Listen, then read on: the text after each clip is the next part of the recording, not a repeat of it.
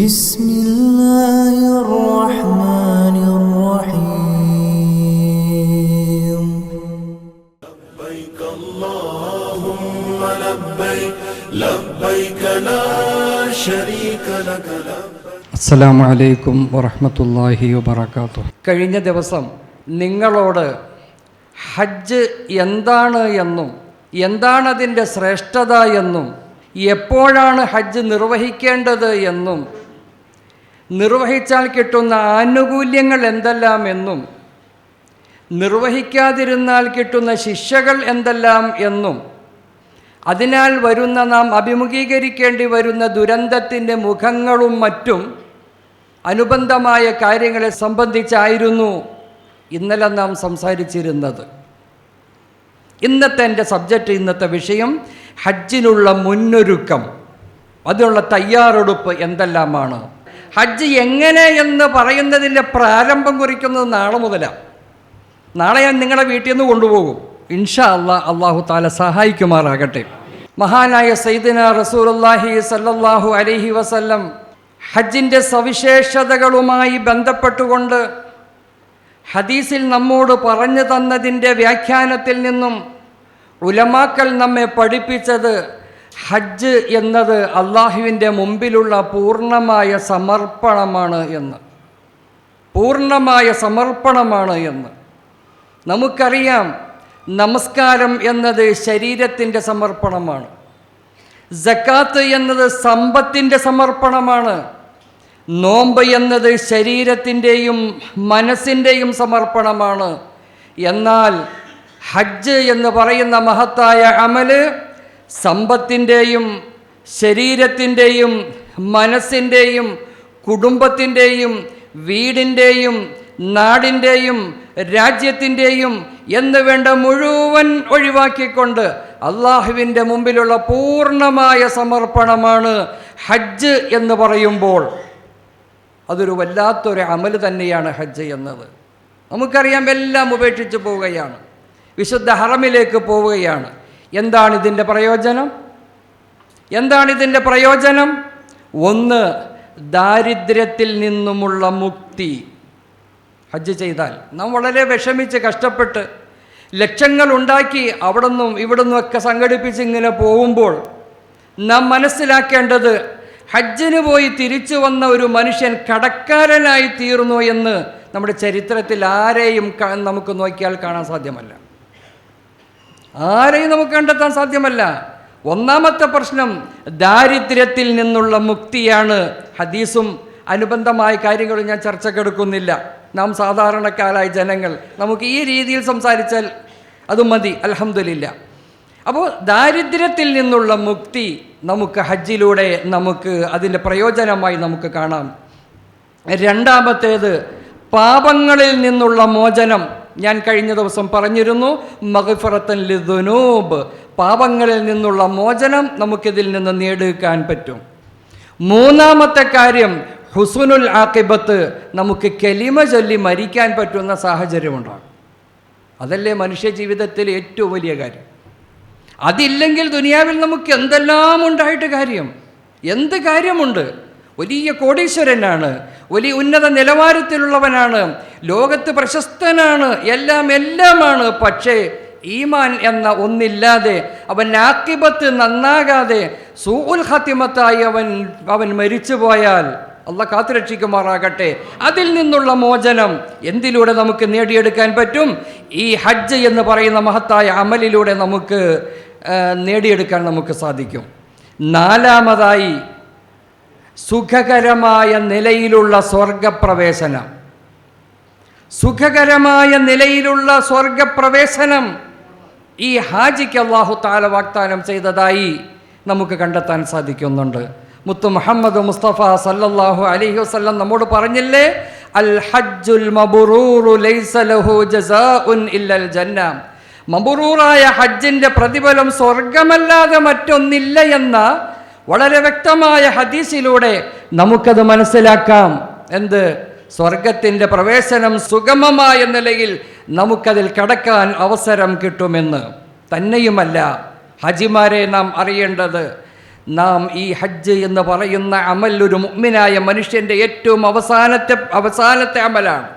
ഏറ്റവും അവസാനത്തെ അമലാണ്.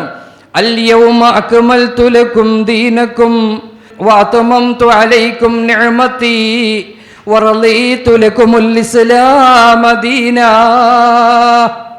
മഹാനായ സയ്യിദുനാ റസൂലുള്ളാഹി സ്വല്ലല്ലാഹു അലൈഹി വസല്ലം ഹജ്ജ് ഫർളായതിനു ശേഷം, നാം ഇന്നലെ അതിനെപ്പറ്റി ചർച്ച ചെയ്തു, ഹജ്ജ് ഫർളായതിനു ശേഷം ഒരേ ഒരു ഹജ്ജ് മാത്രമേ ചെയ്തിട്ടുള്ളൂ എന്നും, അങ്ങനെ നബി തങ്ങൾ സല്ലല്ലാഹു അലൈഹി വസല്ലം വിശുദ്ധമായ അറഫയിൽ ആ മൈതാനിയിൽ വന്ന് നിന്നുകൊണ്ട് ഒരു പാറ, വിരിക്കപ്പെട്ട ഒരു പാറയുടെ മുകളിൽ നിൽക്കുമ്പോൾ, ജനങ്ങളോട് ഹജ്ജത്തുൽ വദാഇന്റെ പ്രസംഗം നടത്തിക്കൊണ്ടിരിക്കുമ്പോൾ, ആ സമയത്താണ് നസലൽ അമീൻ മലക്ക് ജിബ്രായീൽ അലൈഹിസ്സലാം ഇറങ്ങി വന്നുകൊണ്ട് പറയുന്നു, അൽ യൗമ അക്മൽതു ലക്കും ദീനക്കും വഅത്മംതു അലൈക്കും നിഅമതി വറളീതു ലക്കുമുൽ ഇസ്ലാമ ദീനാ.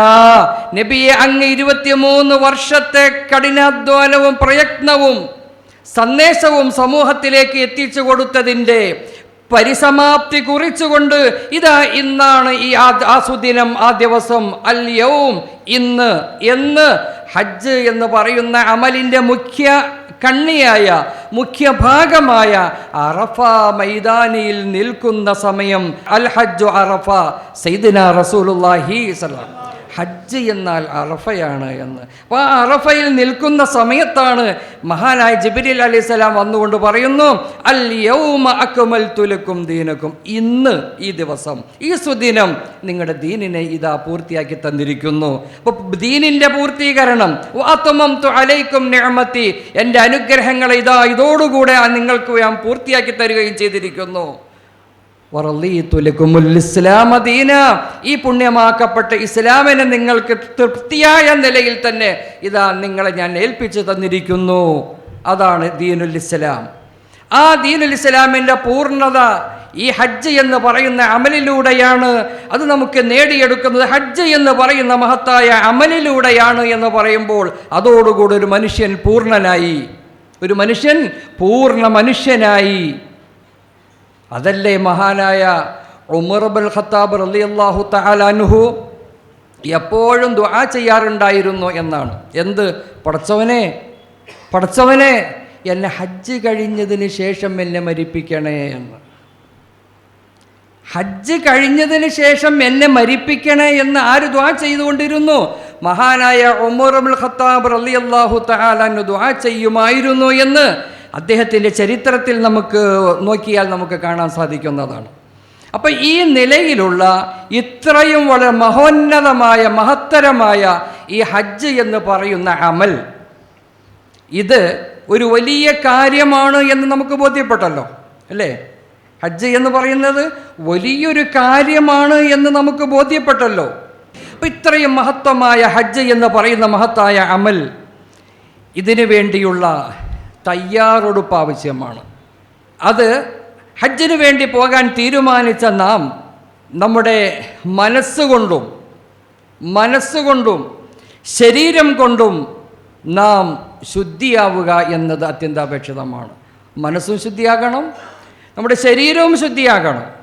ഇന്ന് ഞാൻ നമ്മുടെ മനസ്സെങ്ങനെയാണ് ശുദ്ധിയാക്കേണ്ടത് എന്നതിനെപ്പറ്റി ചർച്ച ചെയ്യുന്നത്. നാളെ ഇൻഷാ അല്ലാഹ് ശരീരം ശുദ്ധിയാകുന്നതിനോടൊപ്പം യാത്രയുമായി ബന്ധപ്പെട്ട കാര്യത്തെ പറ്റിയായിരിക്കും ചർച്ച ചെയ്യുന്നത്. ഇൻഷാ അല്ലാഹ് മനസ്സ് ശുദ്ധിയാക്കുന്നതിന് അല്ലാഹു സുബ്ഹാനഹു വ തആല നമുക്ക് നിർദ്ദേശിക്കപ്പെട്ട കുറേ ഫറായിലുകളുണ്ട്, കുറേ ഫർളുകളുണ്ട്. ഫർളായ അമലുകൾ, നമസ്കാരം പോലെയുള്ള, സക്കാത്ത് പോലെയുള്ള, നോമ്പ് പോലെയുള്ള അനുബന്ധമായ പല കാര്യങ്ങളും നമുക്ക് അല്ലാഹു തആല നിയമമാക്കി തന്നിട്ടുണ്ട്. എങ്കിൽ ആ പറയപ്പെട്ട കാര്യങ്ങളിലെല്ലാം നാം ശ്രദ്ധ പുലർത്തുന്നവരാകണം എന്നർത്ഥം. നിസ്കാരത്തിൽ വീഴ്ച വന്നവർ പരിഹരിക്കുക, നോമ്പിൽ വീഴ്ച വന്നവർ പരിഹരിക്കുക, സക്കാത്തിൽ വീഴ്ച വന്നവർ പരിഹരിക്കുക, നമ്മുടെ ജീവിതത്തിലുള്ള നമ്മുടെ ബന്ധങ്ങൾ ഏതെല്ലാം കാര്യങ്ങളിൽ ശ്രദ്ധിക്കേണ്ടിയിരുന്നു അവകളിലെല്ലാം വീഴ്ച വന്നിട്ടുണ്ടെങ്കിൽ പരിഹരിക്കുക. ഇങ്ങനെയുള്ള ഇൻഷാ അല്ലാഹ് വിശദീകരണത്തിലൂടെ നമുക്ക് കണ്ടെത്താൻ പറ്റും. ഇങ്ങനെയുള്ള വിവിധങ്ങളായ അല്ലാഹു തആല നമുക്ക് നിശ്ചയിച്ചു തന്നിട്ടുള്ള ഓരോ അമലുകളിലുമുള്ള പ്രത്യേകമായ ശ്രദ്ധ നാം പുലർത്തുന്നതിലൂടെ നമുക്ക് ആത്മീയമായ പുരോഗതിയും വിജയവും നമുക്ക് കണ്ടെത്താൻ സാധിക്കുന്നതാണ്. നമുക്കറിയാം, നമസ്കാരത്തിൻ്റെ കാര്യത്തിൽ പരമാവധി നാം ശ്രദ്ധിക്കുന്നവരാണ് എന്ന് തന്നെ വിചാരിക്കാം. ഇൻഷാ അല്ലാഹ്, അല്ലാഹു തആല വിഭാഗത്തിൽ ഉൾപ്പെടുത്തുമാറാകട്ടെ. 5 വക്ത് നിസ്കാരം ഫർളാണല്ലോ. നമ്മുടെ ജീവിതത്തിലൊക്കെ നമുക്ക് അപാകതകൾ വന്നിട്ടുണ്ടാകാം. അതൊക്കെ പരിഹരിക്കണം ഇൻഷാ അല്ലാഹ്. അതിലുള്ളൊരു തയ്യാറെടുപ്പും നിങ്ങളിൽ നിന്നും ഉണ്ടാകണം. അതോടൊപ്പം നമ്മുടെ അമലുകളിൽ, സുന്നത്തായ അമലുകളിലുമുള്ള ശ്രദ്ധ വേണം എന്ന് മനസ്സിലാക്കുക. എങ്ങനെ?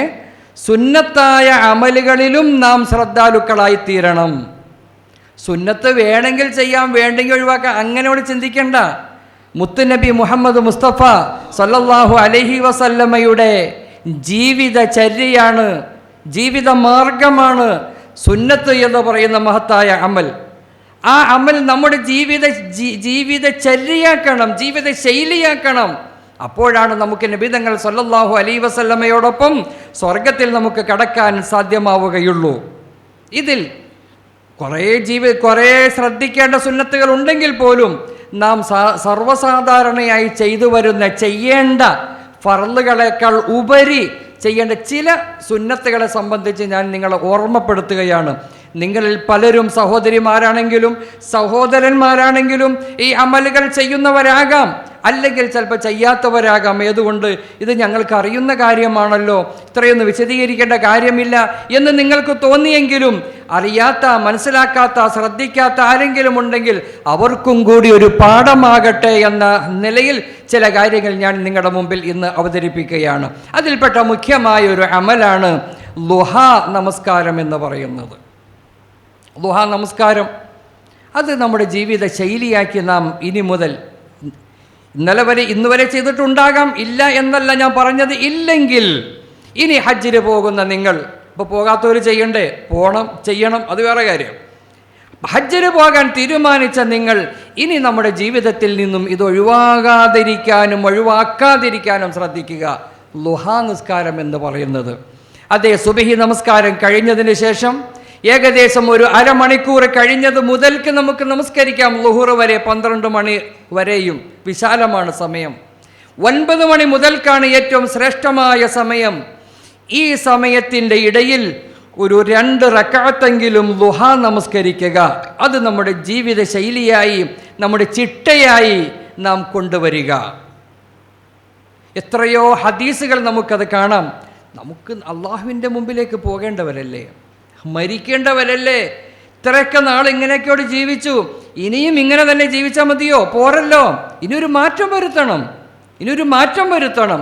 ആ മാറ്റം വരുത്തുന്നതിൻ്റെ പ്രഥമ പടിയാകണം ഈ മഹത്തായ ഹജ്ജ് എന്ന് പറയുന്ന അമലിലേക്കുള്ള കാൽവെപ്പ്. അള്ളാഹു നമുക്ക് തൗഫീഖ് നൽകുമാറാകട്ടെ. മഹാനായ അബൂ ഹുറൈറ റളിയല്ലാഹു തആല അൻഹുവിൽ നിന്ന് റിപ്പോർട്ട് ചെയ്യുന്ന ഹദീസിൽ നമുക്ക് കാണാം, ഔസ്വാനി ഖലീലി ബിസലാസിൻ സിയാമു സലാസത്തി അയ്യാമിൻ ഫീ കുല്ലി ശഹ്രിൻ വറകഅത്തൈ ളുഹാ വഅൻ ഊതിറ ഖബ്ല അൻ അനാം. മഹാനായ അബൂ ഹുറൈറ റളിയല്ലാഹു തആല അൻഹുവിൽ നിന്നും റിപ്പോർട്ട് ചെയ്യുന്ന ഒരു ഹദീസിലൂടെ പറയുന്നു, മഹാനായ എൻ്റെ ഖലീലായ മുഹിബ്ബായ മുഹമ്മദ് മുസ്തഫ സല്ലല്ലാഹു അലൈഹി വസല്ലം എന്നോട് വസിയത്ത് ചെയ്തു, 3 കാര്യങ്ങൾ നീ പ്രത്യേകം ശ്രദ്ധിക്കണേ എന്ന്.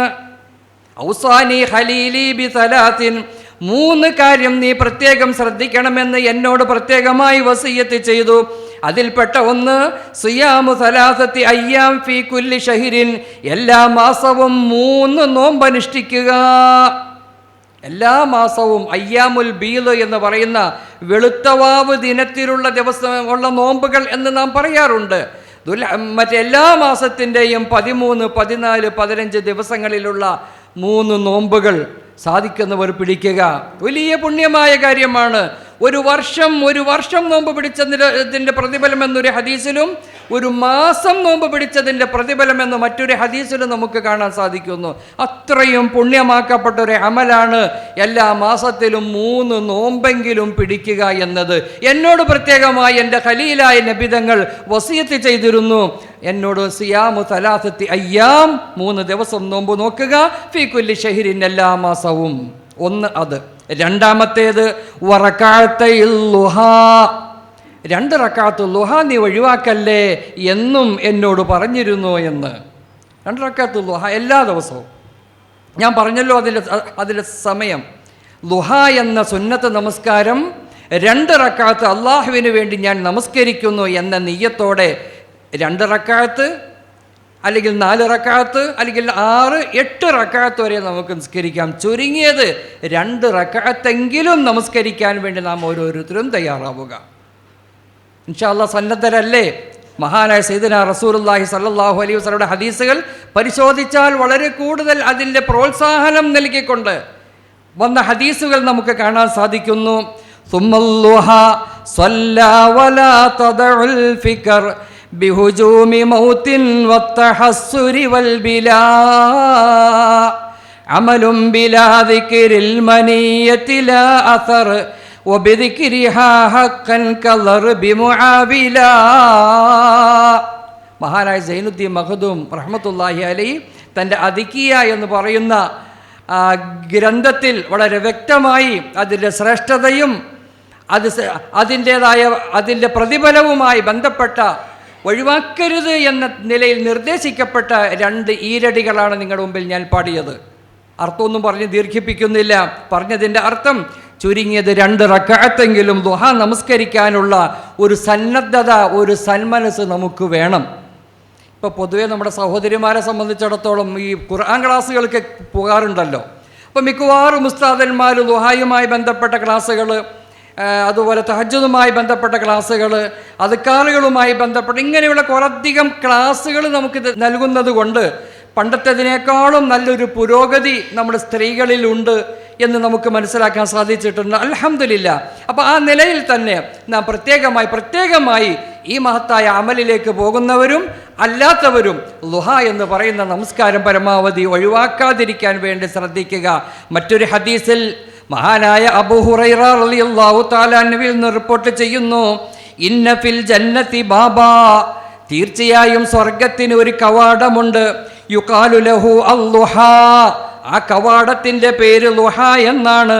ഫഇദാ കാന യൗമുൽ ഖിയാമ, അന്ത്യനാൾ അടുത്തു കഴിഞ്ഞാൽ, അന്ത്യനാളായി കഴിഞ്ഞാൽ, നാദാ മുനാദിൻ, അതാ ഒരു വിളിയാളം വരുന്നു, ഐനല്ലദീന കാനു യുദീമൂന അലാ സ്വലാത്തിൽ ളുഹ, ളുഹ നമസ്കാരം നിത്യമായി നിർവഹിച്ചവരെവിടെ? സ്വർഗത്തിൻ്റെ കവാടത്തിൽ നിന്നും, ളുഹ എന്ന് പറയുന്ന പേരുള്ള ആ കവാടത്തിൽ നിന്നും ഒരു വിളിയാളം വരും, ഐനല്ലദീന യുദീമൂന സ്വലാത്തൽ ളുഹ, ളുഹ നിസ്കാരം നിത്യമായി നിസ്കരിച്ചവരെവിടെ? വരൂ, ഹാദാ ബാബുക്കും, ഹാദാ ബാബുക്കും, ഇതിലൂടെയാണ് നിങ്ങൾ കടക്കേണ്ടത്, ഇതിലൂടെയാണ് നിങ്ങൾ കടക്കേണ്ടത്. ഫദ്ഖുലൂഹു ബിറഹ്മത്തില്ലാ, അല്ലാഹുവിൻ്റെ റഹ്മത്തോടുകൂടെ, കാരുണ്യത്തോടുകൂടെ, കരുണയോടുകൂടെ നിങ്ങൾ അതിൽ പ്രവേശിച്ചു കൊള്ളുക എന്ന് മഹാനായ സയ്യിദുനാ റസൂലുള്ളാഹി സല്ലല്ലാഹു അലൈഹി വസല്ലം നമ്മോട് പറയുന്നു. സ്വർഗത്തിൻ്റെ കവാടം പറയുമെന്ന് നമ്മളെ ഓർമ്മപ്പെടുത്തുകയാണ്. അത്രയും പുണ്യമാക്കപ്പെട്ട ഒരു കാര്യമാണ് ളുഹ എന്ന് പറയുന്നത്. ഇൻഷാ അല്ലാഹ് നമ്മുടെ ജീവിതത്തിൽ ഇനി ഒരിക്കലും അത് ഒഴിവാക്കാതിരിക്കാൻ വേണ്ടി ശ്രമിക്കുക. റബ്ബ് നമുക്ക് തൗഫീക്ക് നൽകുമാറാകട്ടെ. 2ാമത്തെ കാര്യം, തഹജ്ജുദ് നിസ്കാരം ഒഴിവാക്കാതിരിക്കുക.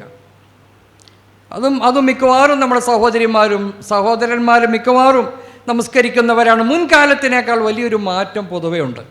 ഇപ്പോൾ ഏത് സമൂഹത്തിൽ നമ്മൾ നോക്കിയാലും കുറേ അമലുകളുമായി കുറേ മുന്നേറുന്ന ഒരു സാഹചര്യമുണ്ട്, അതുപോലെ പിന്നോട്ട് പോയ അവസ്ഥകളുണ്ട് കേട്ടോ. രണ്ടുമുണ്ട്. മൊബൈൽ സംവിധാനം വന്നതിന് ശേഷം കുറേ ബാക്കിലേക്കാണ് പോയേക്കുന്നത്. അൽഹംദുലില്ലാ. എന്നാലും സ്ത്രീകളും മറ്റ് ആളുകൾ, നമ്മൾ ഒരുവിധം ഒരു പക്വതയും പാകതയുമായി ജീവിക്കുന്ന ആളുകൾ ആ രീതിയിൽ തന്നെ മുന്നോട്ട് പോകുന്നതായി നമുക്ക് കാണാൻ സാധിച്ചിട്ടുണ്ട്. അല്ലാഹു തആല അത് നിലനിർത്താൻ നമുക്ക് തൗഫീക്ക് നൽകുമാറാകട്ടെ. റമളാൻ്റെ സ്വഭാവമാണല്ലോ, റമളാൻ കഴിയുന്നതോടുകൂടെ തുടർന്ന് വന്ന കുറേ കാര്യങ്ങൾ നിർത്തുകയും നിർത്തിയ പല കാര്യങ്ങൾ തുടങ്ങുകയും ചെയ്യും. അതിനെയുള്ള റമളാൻ്റെ സ്വഭാവം അല്ലേ? റമളാൻ വരെ നിസ്കാരം, പള്ളി സക്കാത്ത്, സദക്ക ഇതെല്ലാം നമ്മളുണ്ടാകും. ആ പെരുന്നാളും കൂടെ ആയിക്കഴിഞ്ഞാൽ പിന്നെ അള്ളാഹി പറഞ്ഞത് ഒന്നും ഇല്ലാത്തൊരവസ്ഥ. അപ്പോൾ കുറേ കാര്യങ്ങൾ തുടങ്ങിയത് സ്റ്റോപ്പ് ചെയ്യുകയും ചെയ്യും, സ്റ്റോപ്പ് ചെയ്ത് കുറേ ആരംഭിക്കുകയും ചെയ്യും. ഇങ്ങനത്തെ ഒരു സംവിധാനം. ഏതായിരുന്നാലും പ്രത്യേകമായി ശ്രദ്ധിക്കുക. ളുഹ, മറ്റേ തഹജ്ജുദ് എന്ന് പറയുന്ന മഹത്തായ ഒരു അമല്, അത് ഒഴിവാക്കാതിരിക്കാൻ വേണ്ടി ശ്രദ്ധിക്കുക. എപ്പോഴാണ് തഹജ്ജുദ് നിസ്കരിക്കുന്നത്? നമ്മൾ രാത്രി ഭക്ഷണമൊക്കെ കഴിഞ്ഞ് ഉറങ്ങിക്കഴിഞ്ഞ് ഒന്ന് എഴുന്നേറ്റതിന് ശേഷം തഹജ്ജുദ് നിസ്കരിക്കുക. സുബഹിക്ക് മുമ്പുള്ള സമയം ഒരു അരമണിക്കൂർ മുമ്പെങ്കിലും, സുബഹി ബാങ്കിൻ്റെ ഒരു അരമണിക്കൂർ മുമ്പെങ്കിലും എഴുന്നേറ്റ് അള്ളാഹുവേ നീ എനിക്ക് നൽകിയ അനുഗ്രഹം വലുതാണ് റബ്ബേ, രണ്ടറക്കാത്തെങ്കിലും നമസ്കരിച്ച് കഴിഞ്ഞ റബ്ബേ എനിക്ക് ഹജ്ജിന് പോകാൻ നീ തൗഫീക്ക് നൽകിയല്ലോ അല്ലാ, എന്നെ പുണ്യഭൂമിയിലേക്ക് നീ എത്തിക്കണം പടച്ചവനെ. ഇടക്കെങ്ങാനും വെച്ച് എനിക്ക് എന്തെങ്കിലും പ്രശ്നങ്ങളോ തടസ്സങ്ങളോ ബാധ്യതകളോ മരണമോ ഒന്നും എനിക്കോ എന്നോട് ബന്ധപ്പെട്ടവരിലോ നീ വരുത്തല്ലേ അല്ലാ എന്ന നിലയിൽ ആത്മാർത്ഥമായി ദുആ ചെയ്യണം.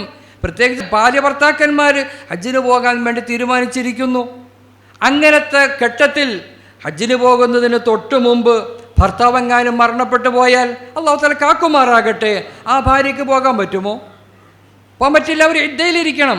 പിന്നെ ഹജ്ജിന് പേര് കൊടുത്തു, ഞാൻ അത് ചെയ്തു ഇത് ചെയ്തു പൈസയൊക്കെ കെട്ടി എന്ത് പറഞ്ഞാലും അവൾ പിന്നെ ഹജ്ജിന് അവൾക്ക് ആ വർഷം പോകാൻ പാടില്ല, ഇദ്ദയിലിരിക്കണം. അല്ലാഹു തആല നമ്മയും നമ്മുടെ ബന്ധപ്പെട്ടവർ കാക്കുമാറാകട്ടെ. അപ്പം ആയതുകൊണ്ട് ആത്മാർത്ഥമായ ദുആയാണ്. ആ ദുആ ഏറ്റവും കൂടുതൽ ഇജാബത്തുള്ള സമയമാണ് എന്ത്? തഹജ്ജുദിൻ്റെ സമയം. വിശുദ്ധമായ ഖുർആനിൽ മഹാനായ സയ്യിദുനാ റസൂലുള്ളാഹി സല്ലല്ലാഹു അലൈഹി വസല്ലമയെ പ്രോത്സാഹിപ്പിച്ചുകൊണ്ട് പറഞ്ഞ ഒരു ആയത്ത്, വമിനൽ ലൈലി ഫതഹജ്ജദ് ബിഹി നാഫിലതൻ ലക അസാ അൻ യബ്അസക മഖാമൻ മഹ്മൂദാ. വിശുദ്ധമായ ഖുർആൻ ഇസ്രാ സൂറത്തിലൂടെ അല്ലാഹു തആല പറയുന്നു, വമിനൽ ലൈലി ഫതഹജ്ജദ് ബിഹി, പാതിരാ സമയത്ത് രാത്രിയിൽ എഴുന്നേറ്റ് അങ്ങ് തഹജ്ജുദ് നിസ്കരിക്കണം നബിയെ. നാഫിലതൻ ലക, അത് കൂടുതലായ പുണ്യകർമ്മമാണ് കേട്ടോ. കൂടുതലായി ചെയ്യുന്ന എന്ന് പറഞ്ഞാൽ ഫർളിനേക്കാൾ കൂടുതലായി ചെയ്യുന്ന ഒരു പുണ്യകർമ്മമാണ് കേട്ടോ അത്. അതിലൂടെ എന്താ കിട്ടുന്നത്?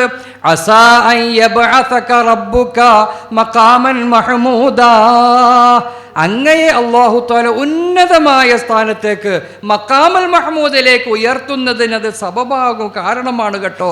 ആയതുകൊണ്ട് അത് ഒഴിവാക്കല്ലേ എന്ന് നബിതങ്ങളോട്. നബിതങ്ങൾക്കത് ഫർളായിരുന്നു എന്നാ, നബിതങ്ങൾ ചെയ്തേ പറ്റൂ.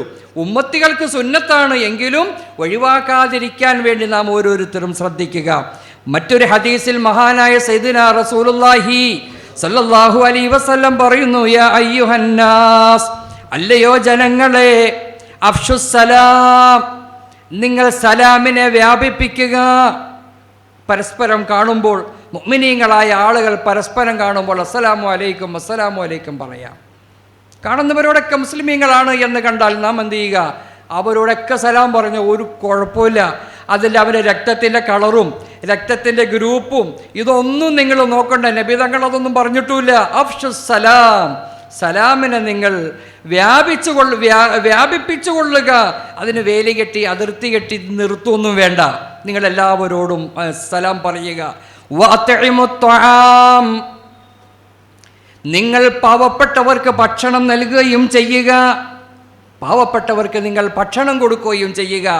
ഇതൊന്നും ഞാൻ വിശദീകരിക്കുന്നില്ല കേട്ടോ. വസിലുൽ അർഹാം, നിങ്ങൾ കുടുംബ ബന്ധം ചേർക്കുകയും ചെയ്യുക.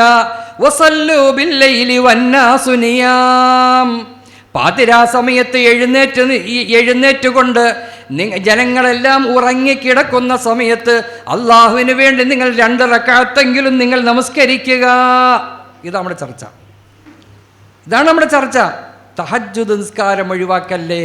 നബി തങ്ങൾ സല്ലല്ലാഹു അലൈഹി വസല്ലം പ്രത്യേകിച്ച് പറഞ്ഞു, വസല്ലു ബില്ലൈൽ വന്നാസു നിയാം, ജനങ്ങളൊക്കെ ഉറങ്ങട്ടെ, നീ എഴുന്നേൽക്കുക, എന്നിട്ട് നീ 2 റക്അത്തെങ്കിലും അല്ലാഹുവിന് വേണ്ടി നമസ്കരിക്കുക. ഖുർആനിൽ മറ്റൊരു ഭാഗത്ത് പറയുന്നു, വബിൽ അസ്ഹാരിഹും യസ്തഗ്ഫിറൂൻ, വബിൽ അസ്ഹാരിഹും യസ്തഗ്ഫിറൂൻ, സഹറിന്റെ സമയത്ത് എഴുന്നേറ്റ് ഇസ്തിഗ്ഫാർ ചെയ്യുന്ന ചില മുഅ്മിനീങ്ങളായ മനുഷ്യന്മാരുണ്ട്. സഹറിന്റെ സമയം എന്ന് പറഞ്ഞാൽ ഇടത്താഴത്തിൻ്റെ സമയം, അതേ സുബഹിക്ക് മുമ്പുള്ള സമയത്ത് എഴുന്നേറ്റ് അള്ളാഹുവിന് വേണ്ടി ഇസ്തിഗ്ഫാർ ചോദിക്കുക. അതിൽപ്പെട്ടതാണ് തഹജ്ജുദ് നിസ്കാരവും. ഇപ്പോൾ ഖുർആൻ കൊണ്ടും ഹദീസ് കൊണ്ടും മുൻകഴിഞ്ഞു പോയ മഹാന്മാരുടെ ജീവിതത്തിലൂടെയും നമുക്ക് കണ്ടെത്താൻ പറ്റുന്ന ഒരു മഹത്തായ ഒരു അമൽ തന്നെയാണ്. മറ്റൊരു ഹദീസിൽ നമുക്ക് കാണാം, യുഹ്ശറുന്നാസു ഫീ സഈദിൻ വാഹിദിൻ, ജനങ്ങളെ മുഴുവനും ഒരു മൈതാനിയിൽ ഒരുമിച്ച് കൂട്ടപ്പെടും. എന്നാണ് യൗമൽ ഖിയാമ, അന്ത്യനാളിൽ ഒരുമിച്ച് കൂട്ടപ്പെടും. ഫയുനാദാ മുനാദിൻ, അതാ ഒരു വിളിയാളം വരികയാണ്. എന്താണ് ഐനല്ലദീന കാനത്ത് തതജാഫാ ജുനൂബുഹും അനിൽ മലാജിഇ, രാത്രി സമയത്ത് പാതിരാ സമയത്ത് ഉറക്കത്തിൽ നിന്നും അവൻ്റെ കിടപ്പിടത്തിൽ നിന്നും എഴുന്നേറ്റിരുന്നു കൊണ്ട് അള്ളാഹുവിന് വേണ്ടി ഇബാദത്ത് ചെയ്ത ആളുകൾ എവിടെ? ചോദ്യം. ഐനല്ലദീന, എവിടെയാണ്? കാനത്ത് തതജാഫാ ജുനൂബുഹും അനിൽ മലാജിഇ, കിടപ്പിടങ്ങളിൽ നിന്നും നിസ്കരിക്കാൻ വേണ്ടി എഴുന്നേറ്റ കുറേ ആളുകളുണ്ട്. അവരൊക്കെ എവിടെ? വരൂ വരൂ എന്ന് വിളിക്കപ്പെടുന്ന, അവർക്ക് വേണ്ടി പ്രത്യേകമായി സ്വർഗീയ ആസ്വാദനങ്ങളിലേക്ക് കടത്തപ്പെടുന്ന ഒരു സാഹചര്യം സൃഷ്ടിക്കപ്പെടും. തീർച്ച അത് ആർക്കാണെന്നറിയുമോ? ആ കൂട്ടക്കാരാണ് തഹജ്ജുദ് നിസ്കരിക്കുന്ന ആളുകൾ. എന്നിട്ട് തുടർന്ന് പറയുന്നു, വഹും ഖലീൽ, അവർ കുറച്ച് പേരെ ഉണ്ടാവുള്ളൂ. ഫയദ്ഖുലൂനൽ ജന്നത ബിഗൈരി ഹിസാബ്, ഒരു വിചാരണയും ഇല്ലാതെ അല്ലാഹു തആല പറയും നിങ്ങൾ അങ്ങോട്ട് പൊക്കോ എന്ന് പറയും. നിങ്ങൾ അങ്ങോട്ട് പൊക്കോ എന്ന് പറയും. മറ്റൊരു ഹദീസിൽ ഇമാം മുസ്ലിം റഹ്മത്തുള്ളാഹി അലൈഹി റിപ്പോർട്ട് ചെയ്യുന്ന ഹദീസിൽ കാണാം, ഇന്ന ഫിൽ ലൈലി സാഅ, തീർച്ചയായും രാത്രിയിൽ ഒരു പ്രത്യേക സമയമുണ്ട്, ലാ യുവാഫിഖുഹാ റജുലുൻ മുസ്ലിമുൻ യസ്അലുല്ലാഹ തആല ഖൈറാ, ആ സമയത്ത് അള്ളാഹുവിനോടൊരു മുസ്ലിമായ മനുഷ്യൻ അവൻ ആവശ്യമുള്ള ഖൈറായ ഏത് കാര്യം ചോദിച്ചാലും, മിനദ് ദുനിയാ വൽ ആഖിറ, ദുന്യവിയും ഉഖറവിയുമായ ഏത് കാര്യമാണ് എങ്കിലും, ഇല്ലാ അഅതാഹു ഇയ്യാഹു, അതവന് നൽകപ്പെടാതിരിക്കുകയില്ല. മഹാനായ സയ്യിദുനാ റസൂലുള്ളാഹി സല്ലല്ലാഹു അലൈഹി വസല്ലം നമ്മോട് പറഞ്ഞതാണ്. എത്രയോ ഹദീസുകൾ ഫൈദന്തബഹത് ബിലൈലത്തിൻ ഫതഹജ്ജുദാ വസ്തഗ്ഫിറൻ ലിൽ മുഅ്മിനീന വഅഅ്വിലാ ഫലിറകഅതാനി മിനസ് സ്വലാത്തി ബിലൈലത്തിൻ കൻസുൻ ബിദാരിൽ ഖുൽദി അദ്വമ അംബലാ ഫസ്തക്തിറന്ന മിനൽ കുനൂസി ലിഫാഖത്തിൻ യഅതി അലൈക വലാ നസീബ വലാ. മഹാനായ സൈനുദ്ദീൻ മഖ്ദൂം റഹ്മത്തുള്ളാഹി അലൈഹി വീണ്ടും തഹജ്ജുദ് നിസ്കാരത്തെ സംബന്ധിച്ച്, അതിൻ്റെ സവാബിനെ സംബന്ധിച്ചും അതിനെ പ്രോത്സാഹിപ്പിച്ചുകൊണ്ടും ഉമ്മത്തികളോട് പറയുകയാണ്, മുഅ്മിനീങ്ങൾ പറയുകയാണ്, നിങ്ങളത് ഒഴിവാക്കല്ലേ എന്ന്. അല്ലാഹു തആല നമുക്ക് തൗഫീഖ് നൽകുമാറാകട്ടെ. അപ്പോൾ ഒന്ന് പറഞ്ഞത് ദുഹാ നമസ്കാരം, രണ്ടാമത്തെ പറഞ്ഞത് തഹജ്ജുദ് നിസ്കാരം. ഇത് നിസ്കരിക്കാറുണ്ടല്ലോ, ഞാൻ ഉണ്ടെന്ന് തന്നെ വിശ്വസിക്കുന്നു. അതോടൊപ്പം നാം ഇനിയുള്ള ഓരോ കാര്യങ്ങളിലും ആലോചന, മുഷാവറ എന്നത് ആവശ്യമാണ്. ഒരു വലിയൊരു അമൽ ചെയ്യാൻ വേണ്ടി പോകുന്നതാണ്. അറിവുള്ളവരോട്, അർഹരായ ആളുകളോട് ഓരോ കാര്യത്തിലും ഉള്ള ഓരോ കാൽവെപ്പുകളിലും മുഷാവറ, നമുക്ക് ഖൈർ ആഗ്രഹിക്കുന്ന, ഷർറ് ആഗ്രഹിക്കാത്ത ആരെല്ലാം ഉണ്ടോ അവരോട് നാം മുഷാവറ ചെയ്യുക എന്ന കാര്യം. കുടുംബക്കാരായ എന്ന് പറഞ്ഞാൽ നമുക്ക് ഖൈർ ആഗ്രഹിക്കുന്ന കുടുംബക്കാർ, പാപ്പ, നമ്മുടെ ഉമ്മ, നമ്മുടെ ജ്യേഷ്ഠാനുജന്മാർ, കുടുംബക്കാർ, ബന്ധുമിത്രാദികൾ, ഇവരൊക്കെ ആയിട്ട് ഇങ്ങനെ ഹജ്ജുമായി ബന്ധപ്പെട്ട കാര്യത്തിൽ ഞാനിങ്ങനെ ആഗ്രഹിച്ചിരിക്കുകയാണ്, തീരുമാനിച്ചിരിക്കുകയാണ് എന്ന നിലയിൽ അവരുമായുള്ള പല കാര്യങ്ങളിലും മുഷാവറ എന്നത് എന്ത് ചെയ്യണം? അത് ഒഴിവാക്കപ്പെടേണ്ടതല്ല, അത് നാം ചെയ്യേണ്ട കാര്യമാണ്. മുഷാവറ എന്ന് ചിലത് പറയും, ഹജ്ജിന് പോകാൻ വേണ്ടി ഇറങ്ങണ സമയത്ത് അവൻ ഹജ്ജിന് പോകണം, ഞാൻ അറിഞ്ഞില്ലല്ലോ, അവൻ ഹജ്ജിന് പോകണം, ഞാൻ പോലും അറിയുന്നു, ഏറ്റവും കുടുംബത്തിൽ രക്തബന്ധുവാണ് എന്നിട്ടും പറയും ഞാൻ അറിഞ്ഞില്ലല്ലോ എന്ന്. അങ്ങനത്തെ ഒരവസ്ഥ പരമാവധി വരാതിരിക്കാൻ വേണ്ടി ശ്രദ്ധിക്കുക. അവരുമായി എല്ലാ വിഷയങ്ങളൊക്കെ ചർച്ച ചെയ്തുകൊണ്ട്, അതായത് പറയുന്നത് നമുക്ക് ഖൈർ ഉദ്ദേശിക്കുന്ന ആളുകളുമായി. ഇല്ലെങ്കിൽ ചില ആളുകളുണ്ട് മുഷാവറ ചെയ്ത് കഴിഞ്ഞാൽ അവനിക്ക് പാര വെക്കും, അവനെ വിടാതിരിക്കാൻ എന്തൊക്കെ ചെയ്യാൻ പറ്റുമോ ഉള്ള മാർഗങ്ങളൊക്കെ ചെയ്യുന്ന ആൾക്കാരും ഉണ്ട് കേട്ടോ. അങ്ങനെയുള്ളവരെ ഇവർ അറിയിക്കൊന്നും വേണ്ട. കാരണം അവൻ എന്ത് ചെയ്യും, ഏതെല്ലാം നിലയിൽ കഷ്ടപ്പെടുത്താൻ പറ്റുമൊക്കെ ചെയ്യണവരുമുണ്ട്. അതല്ല, ഖൈർ ഉദ്ദേശിക്കുന്ന ആളുകളോടുള്ള മുഷാവറ. മറ്റൊരു കാര്യമാണ്, ഞാൻ പറഞ്ഞു പോവുകയാണ് പെട്ടെന്ന്, മറ്റൊരു കാര്യമാണ് ഇസ്തിഖാറത്ത് ചെയ്യുക എന്നത്. അത് ഇതിൻ്റെ അമലിൽപ്പെട്ട ഒന്നാണ്. ഖൈറിനെ തേടുക എന്നർത്ഥം. പടച്ചോനെ, ഞാൻ ഇന്ന മാതിരി ഒരു കാര്യത്തിന് തീരുമാനിച്ചിരിക്കുകയാണ്, സംഗതി ഹജ്ജ് ഗ്രൂപ്പിൽ പേര് കൊടുത്തിട്ടുണ്ട്, കിട്ടുമില്ലോ എന്ന് പടച്ചോനിക്ക് അറിയാം. കിട്ടിയവരുണ്ട്, കിട്ടാത്തവരുണ്ട്, വെയിറ്റ് ലിസ്റ്റിലുള്ളവരുണ്ട്, അല്ലാത്തവരുണ്ട്. അല്ലാഹു തആല എല്ലാവർക്കും പോകാൻ തൗഫീഖ് നൽകട്ടെ. അതുപോലെ തന്നെ ഞാൻ ഇനി അതല്ലെങ്കിൽ പ്രൈവറ്റിൽ പോകണോ, അതല്ല എന്താ എനിക്ക് പോകണം എന്താണെങ്കിൽ, പക്ഷേ അല്ലാഹുവേ എനിക്കെന്ത് ചെയ്യണം, ഇങ്ങനെയുള്ള ആശങ്കയിൽ നിൽക്കുന്ന ആളുകൾ, ഒരു കാര്യത്തിലേക്ക് എന്താണ് വേണ്ടത് എന്ന് ആഗ്രഹിച്ചിരിക്കുന്ന ആളുകൾ അവർ ചെയ്യേണ്ട ഒരു അമലാണ് ഇസ്തിഖാറത്ത് നമസ്കാരം എന്ന് പറയുന്ന ഒരു കാര്യം. പടച്ചോനെ, എനിക്ക് ഈ കൊല്ലം തന്നെ പോലാണോ ഹൈറ്, എങ്കിൽ എന്നെ ഈ കൊല്ലം തന്നെ വിടണേ, അല്ല അടുത്ത കൊല്ലമാണെങ്കിൽ അതുള്ള സൗകര്യം നീ എനിക്ക് നൽകണേ എന്നതിൽ മനസ്സിൽ വെച്ചുകൊണ്ടുള്ള ആഗ്രഹത്തിൽ ഇസ്തിഖാറത്ത് നമസ്കാരം എന്ന് പറയും. സ്വലാത്തുൽ ഇസ്തിഖാറത്ത് എന്നാണ് തലബുൽ ഖൈരി ഫീമാ യുരീദു അൻ യഫ്അലഹു ഇലാ അൻ യശ്റഹ സദ്റഹു. അല്ലാഹു, ഞാൻ ഇങ്ങനെ തീരുമ്പോൾ എങ്ങനെ ആഗ്രഹിക്കുന്നു, എനിക്ക് ഖൈറായ ഏതാണ് എന്ന് നീ എനിക്ക് തോന്നിപ്പിച്ചിട്ടാ എന്ന നിലയിൽ ഇസ്തിഖാറത്തിൻ്റെ സുന്നത്ത് നമസ്കാരം 2 റക്അത്ത് അള്ളാഹുവിന് വേണ്ടി ഞാൻ നമസ്കരിക്കുന്നു എന്ന നിയ്യത്തോടുകൂടെ നിങ്ങൾക്ക് അറിവുള്ള ഏതെങ്കിലും സൂറത്തുകൾ ഓതി, ഫാത്തിഹായും ഒരു സൂറത്ത് ഓതി 2 റക്അത്ത് നിങ്ങൾ നിസ്കരിച്ചിട്ട് അള്ളാഹുവേ എന്ന് പറഞ്ഞുകൊണ്ട് കൈ ഉയർത്തിക്കൊണ്ട് അള്ളാഹുവിനോട് ദുആ ചെയ്യുക. ഇദാ ഹമ്മ അഹദുക്കും ബിഅംരിൻ ഫൽയുസല്ലി റകഅത്തൈൻ ഔ കമാ ഖാല റസൂലുള്ളാഹി. ഒരു കാര്യത്തെ സംബന്ധിച്ച് നിങ്ങൾ തീരുമാനമെടുത്താൽ, ഒരു ബിസിനസ്സിനെ ആവട്ടെ, നിങ്ങൾ ബിസിനസ് തുടങ്ങാൻ പോകുന്നു, പുതിയൊരു കമ്പനി തുടങ്ങാൻ വേണ്ടി പോകുന്നു, പുതിയൊരു കട തുടങ്ങാൻ വേണ്ടി പോകുന്നു. അള്ളാഹുവേ, ഇതെൻ്റെ പരാജയത്തിലേക്കാണോ അതല്ല വിജയത്തിലേക്കാണോ എനിക്കറിയില്ല. ഞാൻ ചിലപ്പോൾ ലക്ഷങ്ങൾ കോടികൾ ചെലവഴിച്ചുകൊണ്ടാണ് രംഗത്തേക്ക് ഇറങ്ങുന്നത്. നീ എനിക്കൊരു ഹൈറായ ഒരു തീരുമാനം നീ തോന്നിപ്പിച്ച് താ എന്ന നിലയിൽ നാം നമസ്കരിക്കണം അള്ളാഹുവിൻ്റെ മുമ്പിൽ. ഇദാ ഹമ്മ അഹദുക്കും ബിഅംരിൻ ഫൽയുസല്ലി റകഅത്തൈനി. 2 റക്അത്ത് നിസ്കരിച്ചുകൊണ്ട്, പടച്ചവനെ നീ എനിക്ക് അതിൻ്റെ ഹൈറായ മാർഗങ്ങൾ നീ എനിക്ക് നീ തോന്നിപ്പിച്ച് തരണേ അല്ല.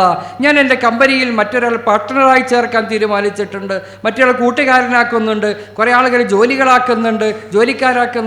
ഇതിലേതൊക്കെയാണ് ഖൈറ് എന്ന് എനിക്കറിയില്ല. അതുകൊണ്ട് നീ എനിക്ക് ഹയറായതിനെ തോന്നിപ്പിച്ച് തരണം എന്ന നിലയിലുള്ള ആ ആവശ്യം ഉന്നയിക്കുന്ന ഒരു നമസ്കാരമാണ് ഇസ്തിഖാറത്തിൻ്റെ നിസ്കാരം എന്ന് പറയുന്നത്. അത് നിസ്കരിച്ചുകൊണ്ട് റബ്ബിൻ്റെ മുമ്പിൽ നാം എന്ത് ചെയ്യുക, നിസ്കരിച്ച് 2 റക്അത്തെങ്കിലും നമസ്കരിച്ചുകൊണ്ട് അള്ളാഹുവിൻ്റെ മുമ്പിൽ കൈ ഉയർത്തിക്കൊണ്ട് എൻ്റെ ഈ പോകുന്ന ഹജ്ജിൻ്റെ കാര്യം റബ്ബേ നീ എനിക്ക് എളുപ്പമാക്കണേ എന്ന നിലയിൽ നാം ആത്മാർത്ഥമായി ദുആ ചെയ്യുന്നുവെങ്കിൽ ഇൻഷാ അല്ലാഹ് ആ ചെയ്യലും ഈ ഹജ്ജുമായി പ്രത്യേകം ഹജ്ജുമായി ബന്ധപ്പെട്ട ശ്രദ്ധിക്കേണ്ട മുന്നൊരുക്കങ്ങളിൽപ്പെട്ടതാണ്. നമ്മൾ ചർച്ച അതാണല്ലോ, നമ്മുടെ ഹജ്ജുമായി ബന്ധപ്പെട്ടതിൻ്റെ മുന്നൊരുക്കങ്ങളാണ് ഇന്ന കാര്യങ്ങളൊക്കെ ചെയ്യണമെന്നത്. മറ്റൊന്ന് തസ്ഹീഹുൻ നിയ്യത്ത് എന്നതാണ്. നമ്മുടെ നിയ്യത്ത് നന്നാക്കുക. ഹജ്ജ് എന്ന് പറയുന്ന അമലിന് വേണ്ടി പോകുമ്പോൾ മറ്റ് ഭൗതികമായ മറ്റൊരു താല്പര്യവും അവനുണ്ടാകരുത്. അതെന്താ? ഇഖ്ലാസൻ ലില്ലാഹ് വഅത്തിമുൽ ഹജ്ജ വൽ ഉംറത ലില്ലാഹ്. അള്ളാഹുവിന് വേണ്ടിയാകണം മറ്റൊരു ചിന്തയും. ഇന്നലെ ഞാൻ സൂചിപ്പിച്ചിരുന്നു, ഞാൻ ഹജ്ജിന് പോകാതിരുന്നാൽ മോശമല്ലേ? എൻ്റെ വീടിൻ്റെ പരിസരത്തിലുള്ള, എൻ്റെ നാട്ടിലുള്ള എന്നേക്കാൾ സാമ്പത്തികമായി കുറഞ്ഞ ആളുകൾ അവരൊക്കെ ഹജ്ജിന് പോയി, ഞാൻ സമ്പത്തുള്ളവനാണ്, ഞാൻ കോടീശ്വരനാണ്, ലക്ഷപ്രഭുവാണ്, എന്നിട്ട് ഞാൻ പോയില്ലെങ്കിൽ ആളുകൾ എന്ത് പറയും? അങ്ങനെയുണ്ടല്ലോ, ആളുകൾ എന്ത് പറയും എന്ന് വിചാരിച്ചിട്ടാണോ പോകുന്നത്? പോകണ്ട, അങ്ങനെയുള്ളവർ പോകണ്ട. പിന്നെന്ത് ചെയ്യണം? എനിക്ക് അല്ലാഹ് ഫർളാക്കിയ അമലാണ്, എനിക്ക് സൗകര്യം കിട്ടിയത് ഇപ്പോഴാണ്, ഇൻഷാ അല്ലാഹ് ഞാൻ പോകുന്നു, ഞാൻ അതിനു വേണ്ടി തീരുമാനിച്ചിരിക്കുന്നു. അതിൻ്റെ പിന്നിൽ മറ്റ് ഭൗതികമായ മറ്റ് യാതൊരു താല്പര്യങ്ങളും എനിക്കില്ല. ഞാൻ എൻ്റെ റബ്ബിന് വേണ്ടിയാണ്. അതിനേക്കാൾ ഉപരി എനിക്ക് അല്ലാഹു ഫർളാക്കിയതാണ്, ഇസ്ലാമിൻ്റെ കമാലിയത്താണ്, ഈമാനിൻ്റെ കമാലിയത്താണ്. ആയതുകൊണ്ട് ഞാൻ ഇതാ ആ ഹജ്ജ് നിർവഹിക്കാൻ വേണ്ടി പോകുന്നു എന്ന ആ ഒരു നിയ്യത്ത്. ഇന്നമൽ അഅ്മാലു ബിന്നിയ്യാത്ത് ഔ കമാ ഖാല റസൂലുള്ളാഹി സ്വല്ലല്ലാഹു അലൈഹി വസല്ലം. അമലുകളുടെ പൂർത്തീകരണം നിയ്യത്തുകളെ കൊണ്ടാണ്. ഏത് കാര്യവും നമ്മുടെ നിയ്യത്താണ്. ഏത് കാര്യത്തിലും നിയ്യത്ത് നന്നായാൽ അവൻ്റെ അമലുകൾ സഹിഹാകും. അതോടൊപ്പം തന്നെ അല്ലാഹു തആല കബൂലിയത്ത് കൊടുക്കുകയും ചെയ്യുന്നതാണ്. അപ്പോൾ ആയതുകൊണ്ട് നമ്മുടെ ഈ കാര്യം കൊണ്ട് ഞാൻ കൂടുതൽ ഞാൻ പരത്തി പറയുന്നില്ല. ഭൗതികമായ യാതൊരു താല്പര്യവും, ആളുകൾ എന്നെ ഹാജി എന്ന് വിളിക്കണം, അല്ലെങ്കിൽ കുടുംബത്തിൽ എനിക്കൊരു കബൂലിയത്ത് വേണം, നാട്ടിലൊരു സ്വീകാര്യനാകണം, ആയതുകൊണ്ട് ഞാൻ ഹജ്ജിന് പോകുന്നു എന്ന നിയ്യത്തോ മറ്റൊന്നും ഉണ്ടാകരുത്. പിന്നെ നമുക്ക് ഉണ്ടാകണം, എൻ്റെ റബ്ബ് എന്നോട് കൽപ്പിച്ചു, ഞാനിതാ അത് അമൽ ചെയ്യുന്നു എന്ന നിലയിലാകണം. വഅത്തിമുൽ ഹജ്ജ വൽ ഉംറത ലില്ലാഹ്. അള്ളാഹുവിന് വേണ്ടിയാകട്ടെ നിൻ്റെ ഹജ്ജും നിൻ്റെ ഉംറയും എന്ന് വിശുദ്ധമായ ഖുർആനിൽ അല്ലാഹു തആല നമ്മോട് പറയുകയാണ്. ഇതെല്ലാം കഴിഞ്ഞു. ഇനി അത്യന്താപേക്ഷിതമായി ചെയ്യേണ്ട മറ്റൊരു കാര്യമാണ്, ഇന്നലെ വരെ അല്ലെങ്കിൽ ഇന്ന് വരെ നാം ചെയ്തു പോയ പാപങ്ങളെ സംബന്ധിച്ചുള്ള തൗബ ചെയ്യുക എന്നത്. തൗബ ചെയ്യുക ഇത് വളരെ ആവശ്യമാണ്. ഇപ്പം നമ്മളൊക്കെ തൗബ എന്ന് പറഞ്ഞു കഴിഞ്ഞാൽ റമദാൻ മാസത്തിൻ്റെ അവസാനമാകുമ്പോൾ പള്ളിയിലെ ഖത്തീബ് ഉസ്താദോ മറ്റുള്ളവർ അസ്തഗ്ഫിറുല്ലാഹൽ-അലീം അസ്തഗ്ഫിറുല്ലാഹൽ-അലീം അസ്തഗ്ഫിറുല്ലാഹൽ-അലീം എന്നൊക്കെ പറഞ്ഞ് കുറേ അങ്ങോട്ട് കണ്ണീരൊലിപ്പിച്ച് ദുആ ചെയ്ത് കഴിഞ്ഞ സംഗതിയൊക്കെ പൂർത്തിയായി എന്ന് നമ്മളൊക്കെ വിചാരിച്ചിരിക്കുന്നത്. ഇല്ല, കുറേ കാര്യങ്ങൾ ശ്രദ്ധിക്കാനുണ്ട്. ആ കാര്യത്തിൽ കുറേ കാര്യങ്ങൾ ഞാൻ മുമ്പൊരു സമയത്ത് ഇവിടെ തന്നെ ക്ലാസ് എടുത്ത സമയത്ത് ഇങ്ങനെ തൗബയുമായി ബന്ധപ്പെട്ട കാര്യത്തെ പറ്റി പറഞ്ഞപ്പോൾ ഒരു ഹാജി എഴുതിയിട്ട് ചോദിക്കണം, ഉസ്താദെ ഈ ഹജ്ജിന് മാത്രമുള്ള കാര്യമാണോ ഈ തൗബ എന്ന് ചോദിച്ചാൽ? ഹജ്ജിന് അദ്ദേഹം ചോദിച്ചത് വലിയ വിഷയം തന്നെയാണ്. ഹജ്ജിന് മാത്രമുള്ള കാര്യമൊന്നുമല്ലല്ലോ, എപ്പോഴും ചെയ്യേണ്ടതല്ലേ? അതെ, എപ്പോഴും ചെയ്യേണ്ടതാണ്. പ്രത്യേകിച്ച് ഹജ്ജന എന്ന് പറയുന്ന ആ പൂർണ്ണനായി തീരാൻ വേണ്ടി പോകുന്ന മനുഷ്യൻ്റെ മുന്നൊരുക്കങ്ങളിൽപ്പെട്ട മുഖ്യമായ ഒന്നാണ് തൗബ എന്ന് പറയുന്നത്. വിശുദ്ധമായ സയ്യിദനാ റസൂലുള്ളാഹി സ്വല്ലല്ലാഹു അലൈഹി വസല്ലം നമ്മോട് പറയുന്നു. വിശദമായ ഹദീസുകൾ നമുക്കത് കണ്ടെത്താൻ പറ്റും. അതിൽപ്പെട്ട ഒന്ന് ഞാൻ മുമ്പ് നിങ്ങൾ സൂചിപ്പിച്ചതുപോലെ നമ്മുടെ ജീവിതത്തിൽ നഷ്ടപ്പെട്ടു പോയ ഫർളുകൾ ഉണ്ടാകാം, ഫർളായ നിസ്കാരങ്ങൾ ഉണ്ടാകുമല്ലോ. അത് പരമാവധി ഖളാ വീട്ടാൻ വേണ്ടി ശ്രമിക്കാം. അതെങ്ങനെയാണ് ഉസ്താദ്? എത്രയോ നാളുകളായി എൻ്റെ നിസ്കാരം കുറേ നഷ്ടപ്പെട്ടു പോയിട്ടുണ്ട്. അതൊക്കെ ഇനി എങ്ങനെ എത്ര ഖളാ വീട്ടാൻ പറ്റും? ചുരുക്കത്തിൽ ഓരോ വഖത്ത് കഴിയുമ്പോഴും ളുഹർ എങ്കിൽ ളുഹർ, ഒരു ളുഹർ അവിടെ ഖളാ വീട്ടാ.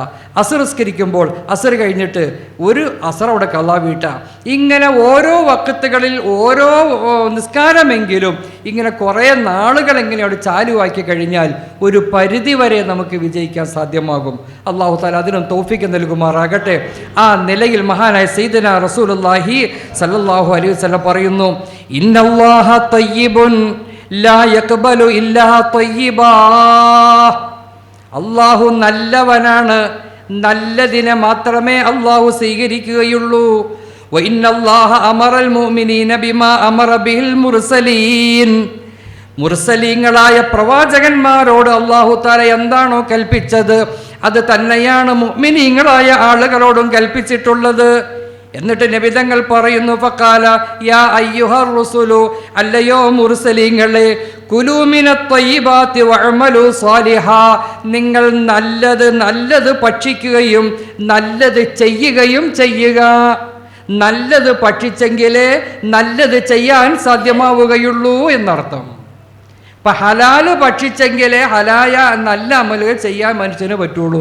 ഹറാം ഇങ്ങനെ തിന്നുകൊണ്ടിരുന്നാൽ അവനിക്ക് നല്ലത് ചെയ്യാൻ പറ്റൂല എന്ന് പറയും. അല്ലാഹു തആല കാത്ത് രക്ഷിക്കുമാറാകട്ടെ. അപ്പം എന്താ പറഞ്ഞത്? യാ കുലൂ മിനത് ത്വയ്യിബാതി, നല്ല സാധനങ്ങൾ ഹലാലായത് കഴിക്കുക.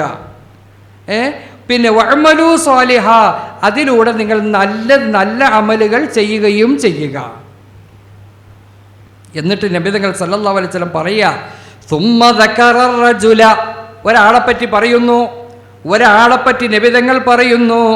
സുമ്മ ദക്കറ റജുല യുതീലു സഫറ, അവൻ ദീർഘയാത്ര ചെയ്തു പോകുന്ന ഒരു മനുഷ്യൻ. അശ്അസ അഖ്ബറ, അവൻ്റെ മുടിയൊക്കെ ജട കുത്തിയിരിക്കുകയാണ്, വസ്ത്രങ്ങളൊക്കെ മുഷിഞ്ഞിരിക്കുകയാണ്. നമ്മൾ അയാളെ കാണുമ്പോൾ ഇയാൾ വലിയൊരു സൂഫിയാണല്ലോ, ഇയാൾ വലിയൊരു മീലാരാണല്ലോ, വലിയൊരു താടിയുള്ള ആളാണല്ലോ, ഇയാൾ അള്ളാഹിൻ്റെ ഏറ്റവും അടുത്ത ആളാണല്ലോ എന്നൊക്കെ നിങ്ങൾ അവൻ്റെ വേഷഭൂഷാദികൾ കണ്ടുകൊണ്ട് നിങ്ങൾ ഒരുപക്ഷെ മനസ്സിലാക്കിയേക്കാം. അയാളെപ്പറ്റി പറയുന്ന അങ്ങനെയുള്ള ചില ആളുകൾ, യമുദ്ദു യദൈഹി, അവൻ്റെ രണ്ട് കൈകളും അവൻ ഉയർത്തുന്നു, ഇലസ്സമായി, ആകാശത്തിലേക്ക് അവൻ ഉയർത്തുന്നു. വേഷത്തിലും രൂപത്തിലും കോലത്തിലുമെല്ലാം നമ്മുടെ ദൃഷ്ടിയിൽ, നമ്മുടെ നോട്ടത്തിൽ ഇങ്ങനെയൊക്കെ ഒരു ജടകുത്തി വല്ലാത്തൊരവസ്ഥയിൽ കാണുന്നു. ഇയാൾ വലിയ നല്ല മനുഷ്യനാണ് എന്നൊക്കെ നമുക്ക് തോന്നുന്നു. ആ മനുഷ്യൻ ഇരു കൈകളും അല്ലാഹുവിൻ്റെ മുമ്പിലേക്ക് ഉയർത്തിക്കൊണ്ട് പറയുന്നു, യാ റബ്ബി യാ റബ്ബി, ഏ അല്ലാ എന്നെ നീ കബൂലാക്കണേ എന്നവൻ പറയുന്നു. പക്ഷേ വമത്അമുഹു ഹറാം വമശ്റബുഹു ഹറാം, അവൻ തിന്നുന്നത് മുഴുവനും ഹറാമാണ്. വമശ്റബുഹു ഹറാം, അവൻ കുടിക്കുന്നത് മുഴുവനും ഹറാമാണ്. വമൽബസുഹു ഹറാം, അവൻ ധരിച്ചിരിക്കുന്ന വസ്ത്രങ്ങളും ഹറാമിലൂടെ സമ്പാദിച്ചതാണ്. വഗുദിയ ബിൽ ഹറാം, ഹറാമിലൂടെയാണ് അവൻ വളർത്തപ്പെട്ടത്. അവൻ്റെ ശരീരവും അവൻ്റെ മജ്ജയും അവൻ്റെ മാംസവും അവൻ്റെ രക്തവും എല്ലാം ഹറാമ് തിന്നതിലൂടെ ഉണ്ടായ ശരീരമാണ്, വസ്ത്രമാണ്, എല്ലാമാണ്. അങ്ങനത്തവൻ എവന അള്ളാഹിൻ്റെ മുമ്പിലേക്ക് ഇങ്ങനെ യാ റബ്ബി യാ റബ്ബി എന്ന് പറയുന്നത് ഫഅന്നാ യുസ്തജാബു ലഹു, എവിടുന്ന് മറുപടി കിട്ടാനാ? നബി തങ്ങൾ പറയാ, എവിടുന്ന് മറുപടി കിട്ടാനാ? ഇല്ല, മറുപടി കിട്ടില്ല. പിന്നെയോ അവൻ്റെ ശരീരവും അവൻ്റെ വസ്ത്രവും അവൻ്റെ ഭക്ഷണവും അവൻ്റെ മറ്റെല്ലാം ഹറാമല്ലാത്ത ഹലാലായ വസ്തുക്കൾ കൊണ്ടാകണം അവൻ്റെ സമ്പാദ്യവും അവൻ്റെ ഭക്ഷണവും അവൻ്റെ മറ്റെല്ലാം ഹലാലായി തീരണം. ഇല്ലെങ്കിൽ അവൻ അതുകൊണ്ട് നഷ്ടപ്പെടുന്ന ഉപകാരപ്രദമായ ഒരവസ്ഥയിലേക്ക് അവൻ മാറ്റപ്പെടുകയില്ല എന്ന് പറയുമ്പോൾ നമ്മുടെ ജീവിതത്തിൽ ഇന്നലെ വരെ വന്നുപോയിട്ടുള്ള ഭക്ഷണാദി കാര്യങ്ങളിലുണ്ടാകാം, സമ്പത്തിലുണ്ടാകാം, മറ്റു പല കാര്യങ്ങളിലും തെറ്റുകുറ്റങ്ങളിലേക്ക് പോയിട്ടുണ്ടാകാം. ഉണ്ട് എന്ന് സങ്കല്പിക്കേണ്ട, ഉണ്ടാകാം. ഉണ്ടെങ്കിൽ തീർച്ച അള്ളാഹുവിൻ്റെ മുമ്പിൽ നാം തൗബ ചെയ്യുക, മടങ്ങുക, എന്നിട്ട് വേണം അങ്ങോട്ട് പോകാൻ. അല്ലാതെ പറ്റൂല. അങ്ങനെയാണിപ്പോൾ എന്ത് ലാഭമാണെന്ന് അറിയാമോ? 5 ലക്ഷം രൂപ കൊടുത്ത് സ്വർഗം മേടിച്ചുകൊണ്ട് വരാൻ എന്ത് എളുപ്പമുള്ള പരിപാടിയാണ്? ഇല്ല 4 ലക്ഷം രൂപ കൊടുത്തല്ലേ? 4 ലക്ഷം രൂപ കൊടുത്താൽ സ്വർഗം കിട്ടുമെങ്കിൽ ഇല്ല, അവിടെ പോയാൽ പിന്നെ സ്വർഗം മേടിച്ചുകൊണ്ടാണല്ലോ വന്നത്. നമുക്ക് അടുത്ത ചർച്ചകളിലൂടെ കിടക്കാം ഇൻഷാ അല്ലാഹ്. അപ്പോൾ എന്ത് ചെയ്യുന്നു? അത് കിട്ടും. ഇപ്പോൾ 4 ലക്ഷം രൂപ കൊടുത്ത് സ്വർഗം മേടിക്കാൻ പിന്നെ ഇവിടെ എന്ത് നമുക്ക് ചെയ്യാമല്ലോ? പോരാ, നീ എന്ത് ചെയ്യണം? ശരീരം കൊണ്ട് ശുദ്ധിയാക്കണം, മനസ്സുകൊണ്ട് ശുദ്ധിയാകണം, നിന്റെ സമ്പത്ത് ശുദ്ധിയാകണം. എല്ലാം വിശുദ്ധിയുടെ ഉടമയായി പോകുമ്പോൾ മാത്രമാണ് നിനക്കതുകൊണ്ട് ഉപകാരപ്രദമാവുകയുള്ളൂ. ഇയ്യാക വമുഹഖിറാത്തി ദുനൂബ് ഫഇന്ന ലഹാ മിനല്ലാഹി താലിബ. നിന്റെ നോട്ടത്തിൽ ചിലപ്പോൾ ചെറിയ തെറ്റുകളാകാം, അത് ചെറുതല്ലേ എന്ന് നീ വിചാരിച്ചേക്കാം. പക്ഷേ ഫഇന്ന ലഹാ മിനല്ലാഹി താലിബ, അതുപോലും റിപ്പോർട്ട് ചെയ്യാൻ അല്ലാഹ് ചില മലക്കുകളെ തയ്യാറാക്കി വെച്ചിട്ടുണ്ട്. ഔ കമാ ഖാല റസൂലുള്ളാഹി സ്വല്ലല്ലാഹു അലൈഹി. നമ്മൾ നമ്മുടെ നോട്ടിൽ ചേരാം, സാരമില്ല പോട്ടെ, എന്തോരം നമ്മൾ കണ്ണടിച്ച് കളയുന്നു. അങ്ങനത്തെ ചില കാര്യങ്ങൾ ഉണ്ടെങ്കിൽ പോലും ഫഇന്ന ലഹാ ത്വാലിബ, നബി തങ്ങൾ പറയാ ഫഇന്ന ലഹാ ത്വാലിബ് മിനല്ലാഹി ത്വാലിബ, അത് അള്ളാഹുവിങ്കിൽ നിന്നും റിപ്പോർട്ട് തയ്യാറാക്കാൻ വേണ്ടി എന്തുണ്ട്? ചില മലക്കുകളെ തയ്യാറാക്കി വെച്ചിട്ടുണ്ട്. അപ്പോൾ ആയതുകൊണ്ട് ഒരു തെറ്റാണെങ്കിലും ചെറുതായി നാം അതിനെ കാണരുത്, നാം അതിനെ ഗൗരവമായി തന്നെ കണ്ട് റബ്ബിലേക്ക് തൗബ ചെയ്ത് മടങ്ങണം എന്ന്. എൻ്റെ പ്രിയപ്പെട്ട സഹോദരിമാരോട് ഒരു ചെറിയ മസാല പറയുന്നു, തെറ്റിദ്ധരിക്കരുത്, വളരെ വേണ്ടതുപോലെ മനസ്സിലാക്കുക. ഇപ്പോൾ സഹോദരിമാരൊക്കെ വിചാരിക്കുന്നത് ഞങ്ങളിപ്പോൾ നിസ്കാരം ഫർളായതുപോലെ നിസ്കരിക്കുന്ന ആൾക്കാരാണ്, ഞങ്ങളിപ്പോൾ അങ്ങനെ പരമാവധി നിസ്കാരത്തിലൊന്നും വീഴ്ച വരുത്തുന്ന ആളുകളൊന്നും അല്ല, ഇതൊക്കെ നിസ്കരിക്കുന്നവരാണ് എന്ന ഒരു ധാരണയുള്ളവരോട് ഞാൻ ഒരു ചെറിയൊരു മസാല നിങ്ങളുടെ മുമ്പിൽ വെക്കുകയാണ്, പഠിക്കാൻ വേണ്ടി, മനസ്സിലാക്കാൻ വേണ്ടി. സാധാരണ സ്ത്രീകളെ സംബന്ധിച്ചിടത്തോളം അവിടെ മാസമുറ എന്ന് പറയുന്ന കാര്യം ഉണ്ടല്ലോ എല്ലാവർക്കും. അപ്പോൾ ഈ മാസമുറ എന്ന് പറയുന്ന ഒരു കാര്യം എല്ലാ മാസത്തിലും ഉണ്ടാകും. 6-7 ദിവസം ഉണ്ടാകുമ്പോൾ ഒരു സഹോദരിയുടെ മാസമുറ അവസാനിച്ചത് മഗ്രിബ് നമസ്കാരത്തിന് ബാങ്ക് വിളിക്കുന്നതിന് 1 മിനിറ്റ് മുമ്പായിരുന്നു. ശരിക്കും പഠിക്കണം. മഗ്രിബ് നമസ്കാരത്തിന് 6 ദിവസം കഴിഞ്ഞു, 6ാമത്തെ ദിവസം മഗ്രിബ് ആകാൻ വേണ്ടി പോകുന്നു. 1 മിനിറ്റ് അല്ല, ഒരു അല്ലാഹു അക്ബർ എന്ന് കൈകെട്ടാനുള്ളൊരു സമയം മാത്രം അവശേഷിക്കുമ്പോഴാണ് ആ സഹോദരിയുടെ ശുദ്ധി ആയത്. സഹോദരിക്ക് ശുദ്ധിയായത്, കുളിച്ചിട്ടില്ല, ശുദ്ധിയായി, പൂർണ്ണമായി ശുദ്ധിയായി. ഈ സഹോദരിയെ സംബന്ധിച്ചിടത്തോളം അവൾ ഈ അസറിൻ്റെ അവസാനത്തെ സമയമാണല്ലോ അത്, അല്ലേ? മഗ്രിബിന് ഒരു തക്ബീറത്തുൽ തൊട്ട് മുമ്പെന്ന് പറഞ്ഞാൽ അസറിൻ്റെ ഏറ്റവും അവസാനത്തെ സമയം. ഇങ്ങനെ ആ സമയത്ത് ശുദ്ധിയായി കുളിച്ചിട്ടില്ല. അങ്ങനെയുള്ളൊരു സഹോദരി അവൾ ഈ അസർ നമസ്കരിക്കണോ വേണ്ടയോ? ഒരു ചോദ്യമാണ്. കാരണം കുളിച്ചിട്ടില്ല, കുളിക്കാതെ നിസ്കരിക്കാൻ പറ്റൂല, കുളിച്ചിട്ടേ നിസ്കരിക്കാൻ പറ്റുള്ളൂ. അപ്പോൾ ഈ നിസ്കാരം അസർ അവൾ നിസ്കരിക്കണോ വേണ്ടയോ? അധിക പേരും പറഞ്ഞേക്കാം അസർ നിസ്കരിക്കേണ്ട, കാരണം കുളിച്ചിട്ടില്ല. അന്ന് അങ്ങനെയല്ല, അസർ നിസ്കരിക്കണം, എന്നിട്ട് കുളിച്ചിട്ട് നിസ്കരിക്കണം. അപ്പോൾ അസർ മാത്രം നിസ്കരിച്ചാൽ മതിയോ? ചോദ്യം. അസർ മാത്രം നിസ്കരിച്ചാൽ മതിയോ? മഗ്രിബിൻ്റെ കാര്യമല്ല ഈ പറയണേ. അസർ മാത്രം നിസ്കരിച്ചാൽ മതിയോ? പോരാ, ആ ളുഹുറും കൂടി നിസ്കരിക്കണം. സുബ്ഹാനല്ലാഹ്, എൻ്റെ ഉസ്താദ് ഞങ്ങളുടെ അശുദ്ധിയുടെ കാലഘട്ടത്തിലുള്ള നിസ്കാരം നിസ്കരിക്കണമെന്ന് ഇന്ന് ഒരൊറ്റ മുയിലേരും ഞങ്ങളോട് പറഞ്ഞിട്ടില്ല, ഒരൊറ്റ ഉസ്താദന്മാർ പറയാതില്ല. ഉസ്താദ് ഇവിടെ നിന്നോട് ഞങ്ങളോട് ഇതൊക്കെ പറഞ്ഞു കഴിഞ്ഞാൽ ബുദ്ധിമുട്ടാവുമെന്ന് വിചാരിക്കും. ഒറ്റ ഞാൻ ദീർഘിപ്പിക്കുന്നില്ല. ജംആക്കപ്പെടുന്ന നമസ്കാരം ളുഹുറും അസുറും ജമ്മാണ്. ജംആക്കപ്പെടുന്ന നമസ്കാരം ളുഹർ, അസർ, ഇങ്ങനെ ഒരു തക്ബീറത്തുൽ ഇഹ്റാമിൻ്റെ സമയം മാത്രം അവശേഷിക്കുമ്പോഴാണ് അവൾ ശുദ്ധിയായത് എങ്കിൽ അവൾ കുളിച്ച് റെഡിയായതിനു ശേഷം ഈ ളുഹറും അസറും കൂടി ഖളായായി നിസ്കരിക്കണം. മഗ്രിബ് അതോടൊപ്പം നിസ്കരിച്ച് തുടരണം. ഇങ്ങനെ നിസ്കരിച്ച് ശീലമാക്കിയവർ എത്ര പേര് എൻ്റെ മുമ്പിലുണ്ട്? മസാല മനസ്സിലാകുന്നുണ്ടോ നിങ്ങൾക്ക്? സൗകര്യമാര് മനസ്സിലാക്കിയോ? പോയിട്ട് ഇനി ചെയ്തിട്ട് നാട്ടിൽ ചെന്നിട്ട് എന്ത് ചെയ്യും? വീട്ടിൽ ചെന്നിട്ട് പറയതേ അല്ലാ ഞാൻ ക്ലാസ്സിന് പോയത് വലിയ ആപത്തായി ഉസ്താദ് പറയണത് അശുദ്ധിയുടെ കാലഘട്ടത്തിൽ നിസ്കരിക്കണമെന്ന് പറഞ്ഞത്. ഇങ്ങനത്തെ ഒരു മൊയ്ലിയാരുടെ പ്രസംഗം കേട്ട് ഹജ്ജിന് പോയാൽ തീർന്ന ഇടപാട് എന്നും പറ്റിയെന്ന് ഈ ആൾക്കാർ പറയും. വിഷയം മനസ്സിലാക്കിയിട്ട് പറയണം വേണം. അപ്പം ജംആക്കപ്പെടുന്ന ളുഹറും അസറും കൂടി ജംആണല്ലോ. അതുപോലെ മഗ്രിബും ഇശായും. ഇനി ഇശാ നിസ്കാരത്തിൻ്റെ ടൈമിൻ്റെ അവസാന സമയം, സുബഹിൻ്റെ ബാങ്കിനോടടുത്ത സമയം, അപ്പോഴാണ് ഈ രീതിയിൽ അവൾ ശുദ്ധിയായത് എങ്കിൽ പോലും അവൾ മഗ്രിബും ഇശായും കൂടി ജംആയി നിസ്കരിക്കണം. ഇശായും മഗ്രിബും കൂടി സുബഹിയോടുകൂടെ അവൾ ശുദ്ധിയായി സുബഹിസ്കരിക്കുന്നതോടുകൂടെ ഒന്നിലതിനു മുമ്പ് അല്ലെങ്കിൽ ശേഷം ഇതും കൂടി ഖളായാക്കി നിസ്കരിക്കണം. ഇങ്ങനെ ശ്രദ്ധാലുക്കളായി എത്ര പേരുണ്ട് എൻ്റെ മുമ്പിൽ? നമുക്കറിയില്ല, അതിൻ്റെ മസാല നമുക്ക് അറിയില്ല. അപ്പം ആയതുകൊണ്ട് നമ്മുടെ ജീവിതത്തിൽ തെറ്റൊന്നും ചെയ്തിട്ടില്ല, ഞങ്ങളൊക്കെ എല്ലാം സുരക്ഷിതരാണ്, സുരക്ഷിതരാണ് എന്നാരും വിചാരിക്കേണ്ട. എന്ത് ചെയ്യുക? അള്ളാഹുവിൻ്റെ മുമ്പിൽ ഇങ്ങനെയുള്ള കാര്യങ്ങൾ പോലും ചോദ്യം ചെയ്യപ്പെടുകയും അതിനുള്ള പരിഹാരം നാം കാണുകയും ചെയ്യണം. അള്ളാഹു തൗഫീക്ക് നൽകുമാറാകട്ടെ. അതോടൊപ്പം ഞാൻ പറഞ്ഞു വരുന്നത്, നാം ജീവിതത്തിൽ വന്നുപോയ തെറ്റുകളെ സംബന്ധിച്ച് തൗബ ചെയ്യണമെന്ന്. ഉതുലുബ മതാബൻ ബിന്നദാമതി മുക്ലിആ വബിഅസ്മി തർകിൽ ദംബി ഫീമസ്തഖ്ബലാ വബറാഅതും മിൻ കുല്ലി ഹഖ്ഖിൽ ആദമി ഫബിഹാദിഹിൽ അർകാനി ഫർഅ വകമ്മിലാ. തൗബ ചെയ്യുക എന്നതിന് 4 നിബന്ധനകളാണുള്ളത്, 4 ഷർത്തുകളാണുള്ളത്. ആ നിബന്ധനകൾ പാലിച്ചുകൊണ്ടായിരിക്കണം തൗബ ചെയ്യേണ്ടത്. ഇത് ജീവിതത്തിൽ ഹജ്ജിന് പോണവരും ചെയ്യണം, അല്ലാത്തവരും ചെയ്യണം. ചെയ്തേ പറ്റൂ. മരിക്കണപ്പോഴെന്നറിയില്ല, മരിക്കുന്നത് എപ്പോഴാണ് എന്ന് ആർക്കും അറിയില്ലല്ലോ. അപ്പം ആയതുകൊണ്ട് ഏത് സമയത്തും അവൻ തൗബ ചെയ്ത് സന്നദ്ധനായി ഇരിക്കുക.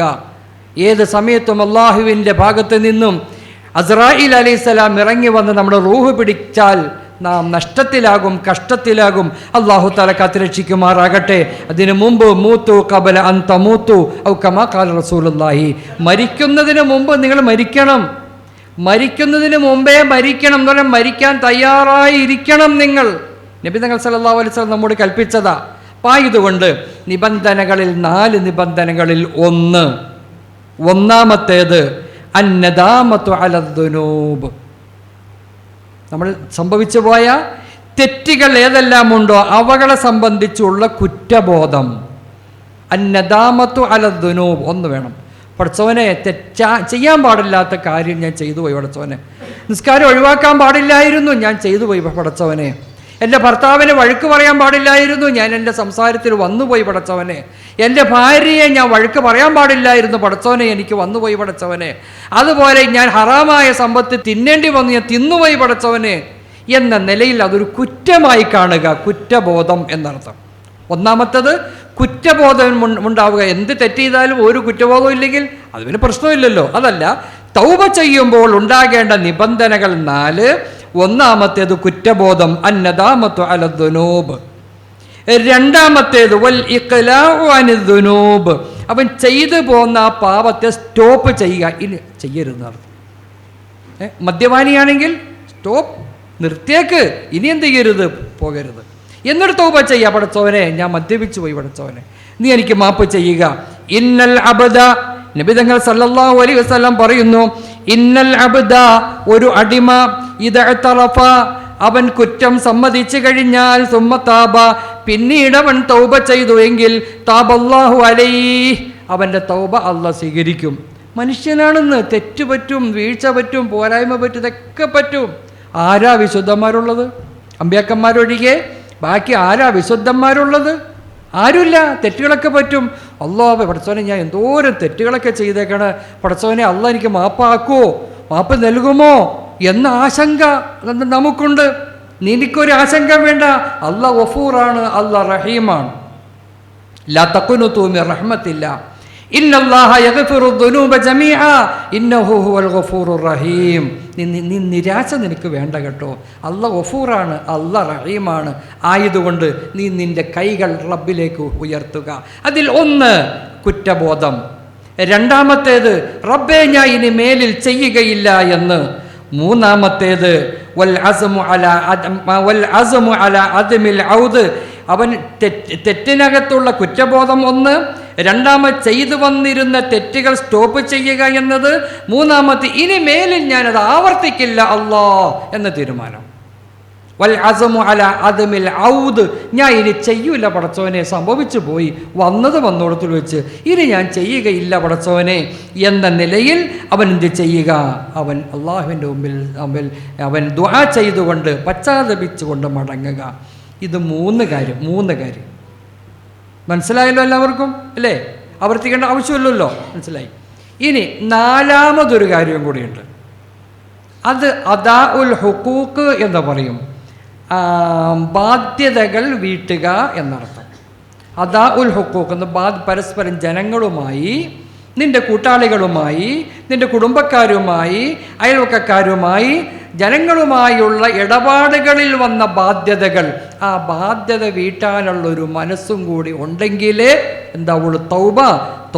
തൗബയാവുകയുള്ളൂ എന്നർത്ഥം. എന്ന് പറഞ്ഞാൽ കുറേ അതുമായി ബന്ധപ്പെട്ട അത്യാവശ്യ കാര്യങ്ങൾ ഉണർത്തേണ്ടതുണ്ട്.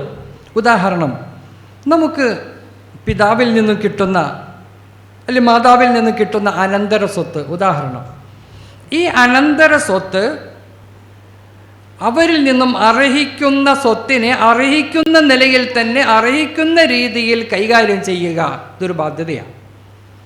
അനിയന് കൊടുക്കേണ്ട, ജ്യേഷ്ഠന് കൊടുക്കേണ്ട, പെങ്ങൾക്ക് കൊടുക്കേണ്ട, മറ്റുള്ളവർക്ക് കൊടുക്കേണ്ട ഏതെങ്കിലും നിലയിലുള്ള ഹക്കുകൾ നീ വശത്താക്കി വച്ചിട്ടുണ്ട് എങ്കിൽ അത് കൊടുത്തിട്ട് തോബ ചെയ്തെങ്കിലേ തോബയാവുള്ളൂ എന്നായി പറഞ്ഞതിൻ്റെ അർത്ഥം. അത് കൊടുത്തിട്ട് ചെയ്യണം. ഇല്ലെങ്കിൽ നമ്മൾ എന്ത് ചെയ്യുന്നു? നമ്മൾ ഭൂമി അളന്ന സമയത്ത് അതിർത്തിയെല്ലാം വെച്ചിങ്ങനെ വെച്ചിട്ടുണ്ടായി. പാതിരാ സമയത്ത് പോയിട്ട് എന്ത് ചെയ്യുന്നു? അതിർത്തി കോല് കുറ്റി മാറ്റി മറ്റൊരു സ്ഥലത്തേക്ക് മാറ്റി കുത്തിയിട്ടുണ്ട്. പല നാടുകളിലും അതുണ്ടാവാറുണ്ടല്ലോ. അളന്ന് തിരിച്ച് സർവേയർ വന്നിട്ട് അളന്ന് തിരിച്ചൊക്കെ അവിടെ പോകും. പോയിട്ട് പാതിരാ സമയത്ത് നിന്ന് പതുക്കെ ആരും അറിയാതെ കൊണ്ടുവന്നിട്ട് എന്ത് ചെയ്യുന്നു? വേറെ സ്ഥലത്തേക്ക് അവിടെ എന്ത് ചെയ്യുന്നു? മാറ്റിക്കുത്തി. അപ്പോൾ ആരും അറിയില്ല. പക്ഷെ കാണുന്നവൻ ഒരുത്തനുണ്ട്, അള്ളാഹുവുണ്ട്. അപ്പം ആ നിലയിൽ അർഹിക്കുന്ന ആളുകൾക്ക് കൊടുക്കേണ്ടത് അനർഹമായ നിലയിൽ ഒരു ചില്ലിക്കാശെങ്കിലും നമ്മുടെ കയ്യിൽ വീണ് വന്നു പോയിട്ടുണ്ട് എങ്കിൽ തീർച്ചയായും അതിനെല്ലാം നാം തൗബ ചെയ്തുകൊണ്ട് മടങ്ങുക. അതെങ്ങനെ തൗബ ചെയ്യണത്? അവർക്ക് കൊടുത്തു വീട്ടണം. അതുതന്നെ, കൊടുക്കേണ്ടത് കൊടുത്തു വീട്ടണം. ഇപ്പോഴാണ് ഓരോരുത്തർ ചിന്തിക്കുന്നത്, പടച്ചോനെ സംഭവമൊക്കെ ശരിയാണ്, ഞാൻ അന്ന് അതിർത്തി കുറ്റി പാടത്തെ കുറ്റി ഞാൻ അന്ന് മാറ്റി കുത്തിയിരുന്നല്ലോ പടച്ചോനെ, ഇപ്പോൾ എന്ത് ചെയ്യും? ഞാനാണെങ്കിൽ ഹജ്ജിന് പോവാണ്, ഇന്ന് രാത്രി തന്നെ അതുകൊണ്ട് മാറ്റി കുത്തിയേക്ക്, വേറെ കുഴപ്പമൊന്നുമില്ല, അപ്പോൾ അവർ കിട്ടേണ്ടത് കിട്ടിക്കോളൂ അവർക്ക്. ഈ നിലയിൽ പിന്നെ ചില ആളുകൾക്ക് ചില സ്വഭാവമുണ്ട്. ചില നാടുകളിൽ ഈ ഉമ്മ മരിച്ചു കഴിഞ്ഞാൽ ഉമ്മാൻ്റെ സ്വത്ത് പെൺമക്കൾക്കുള്ളതാണെന്നൊരു ധാരണയുണ്ട്. അല്ല അങ്ങനെയില്ലേ? ഉമ്മാടെ സ്വത്ത് എന്താണ് ആൺമക്കൾക്ക് ഇല്ല, അതെന്താണ് പെൺമക്കൾക്കുള്ളതാണെന്നൊരു ഭയങ്കര കുസ്തി പിടിച്ച് കുടുംബ കലഹം വരെ ഉണ്ടായ പല നാടുകളെയും പല ആളുകളെയും എനിക്കറിയാം. അങ്ങനെയുള്ള നിയമമുണ്ടോ എനിക്കറിയില്ല. നമ്മൾ പഠിച്ച കിതാബുകളിലും ശറയിൽ അങ്ങനെ നിയമമുള്ളതായിട്ട് എനിക്കറിയില്ല. ഉമ്മാടെ സ്വത്തായാലും വാപ്പയുടെ സ്വത്താണെങ്കിലും മരിച്ച മനുഷ്യൻ, ഉമ്മയാലും വേണ്ടില്ല വാപ്പയാണ്, അത് എത്ര മക്കളുണ്ടോ അവകാശികളുണ്ടോ അവർക്കെല്ലാം നിശ്ചിത അവകാശം ഓഹരി അനുസരിച്ച് കൊടുത്തേ പറ്റൂ. ഉമ്മാടെ സ്വത്ത് മുഴുവൻ അത് പെൺമക്കൾക്കാണ്. എന്നോട് ഇപ്പോൾ ഈ സഹോദരിമാർക്ക് ഭയങ്കര ദേഷ്യം വരും. എൻ്റെ ഉസ്താദെ, ഞങ്ങൾ എത്രയോ ഏക്കർ കണക്കിന് ഭൂമി ഞങ്ങൾ വാങ്ങിക്കാൻ വേണ്ടി കിട്ടുമെന്ന് വിചാരിച്ച് വലിയ സ്വപ്നം കണ്ടുകൊണ്ടിരിക്കുകയായിരുന്നു. ഉസ്താദ് വന്ന് വാഴ്ന്നു പറഞ്ഞു ഉള്ളും കൂടി ഇല്ലാതെ ആക്കല്ലേ എന്ന് വിചാരിച്ചപ്പോൾ എന്നോട് ദേഷ്യപ്പെടുമായിരിക്കും. കുഴപ്പമില്ല, എനിക്കൊരു വിഷമവും ഇല്ല. നിയമം അനുവദിക്കുന്നില്ല. അങ്ങനെ ആരെങ്കിലും വാങ്ങിച്ചെടുത്തിട്ടുണ്ടെങ്കിൽ അതും ആങ്ങളമാർക്ക് തിരിച്ചു കൊടുത്തേക്കണമെന്നേ പറഞ്ഞതിൻ്റെ അർത്ഥം. ഇല്ലെങ്കിൽ അവരെ കൊണ്ട് പൊരുത്തപ്പെടിപ്പിക്കെങ്കിലും ചെയ്തേക്കണം. ഇക്ക അന്ന് നിങ്ങൾക്കും കൂടി അവകാശപ്പെട്ട സ്വത്തായിരുന്നു, ഞങ്ങളുടെ ഭർത്താക്കന്മാരെ കൂടി ഗുസ്തി പിടിച്ചിട്ട് അളിയന്മാർക്ക് കൊടുക്കണ്ടാടി, നീ അങ്ങ് നമുക്കെന്ത് ചെയ്യുക, എങ്ങനെ സിന്ദാബാദ് വിളിക്കാം എന്നൊക്കെ പറഞ്ഞ് ഞങ്ങൾ വാങ്ങിച്ചു വെച്ചിട്ടുണ്ട്, അതെന്ത് ചെയ്യുക, എങ്ങനെയൊക്കെയാണ് അങ്ങനെ പറ്റിപ്പോയിക്ക, അതുകൊണ്ട് ക്ഷമിക്കണം എന്നെങ്കിലും പറഞ്ഞ് അങ്ങനെ മാപ്പ് പറയിപ്പിക്കുക. അപ്പോൾ ഉമ്മാടെ സ്വത്ത് ഉമ്മാടെ പെൺമക്കൾക്ക് മാത്രമുള്ളതല്ല, ആണുങ്ങൾക്കും കൂടി കൊടുക്കേണ്ടതാണ് എന്ന ഒരു അറിവും കൂടി നിങ്ങൾ മനസ്സിലാക്കിയിരിക്കുക. ഏതുമാകട്ടെ, ഇതെല്ലാം പ്രത്യേകം ശ്രദ്ധിക്കുന്നതിനോടൊപ്പം ഞാൻ ഒരുത്തൻ്റെ കയ്യിൽ നിന്നും സാമ്പത്തികമായി ഇടപാടുകളുണ്ടായി. നമ്മളൊക്കെ കച്ചവടക്കാരാണല്ലോ, അല്ലെങ്കിൽ പല നിലയിലും സാമ്പത്തികമായി ഇടപെടുന്നവരാണ് നമ്മളെല്ലാവരും. ഇങ്ങനെയുള്ള നാം ആർക്കെങ്കിലും കൊടുക്കാനുണ്ടെങ്കിൽ അവർക്ക് കൊടുത്ത് വീട്ടണം. ഇനി കൂടുതൽ അതിനെപ്പറ്റി പറയേണ്ടത് കൊടുത്ത് വീട്ടണം. കൊടുക്കാൻ പറ്റാത്തൊരു സാഹചര്യം വന്നാൽ അതെങ്ങനെ? അയാൾ മരിച്ചുപോയി, അയാൾ എവിടെയാണെന്ന് എനിക്കറിയാൻ പാടില്ല, ഞാൻ എത്ര രൂപയുണ്ടെന്ന് എനിക്കറിയാൻ പാടില്ല, എങ്ങനെ നമുക്കറിയാൻ പാടില്ലാത്തൊരു സാഹചര്യം ഉണ്ടാകുമല്ലോ. അങ്ങനെ വരുന്ന സമയത്ത്, ഉദാഹരണം, ഞാൻ ഇന്ന ഒരാൾക്ക് 5000 രൂപ കൊടുക്കാനുണ്ട്, അല്ലെങ്കിൽ 1000 രൂപ കൊടുക്കാനുണ്ട് എന്ന് സങ്കല്പിക്കുക. എങ്കിൽ അയാൾ എവിടെയാണെന്നോ അയാൾ ജീവിച്ചിരിപ്പുണ്ടോ ഒന്നും എനിക്കറിയില്ല.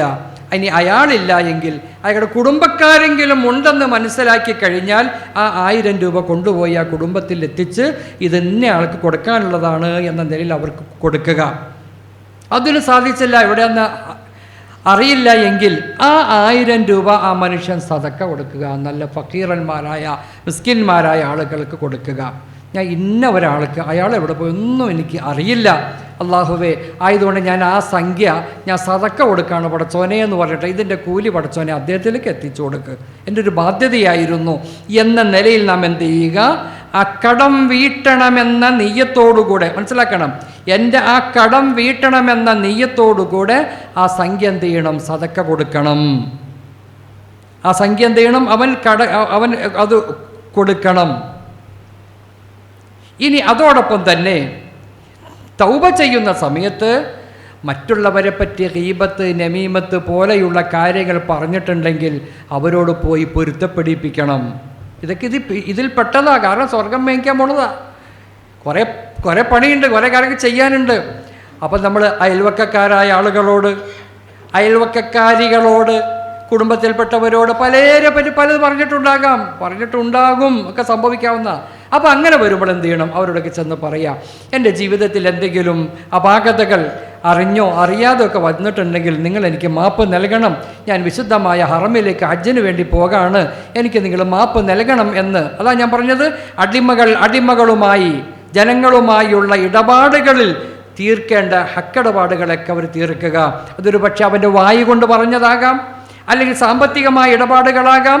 അതിൽ നിന്നെല്ലാം പരിഹാരം കാണുക എന്നതും അത്യന്താപേക്ഷിതമാണ്.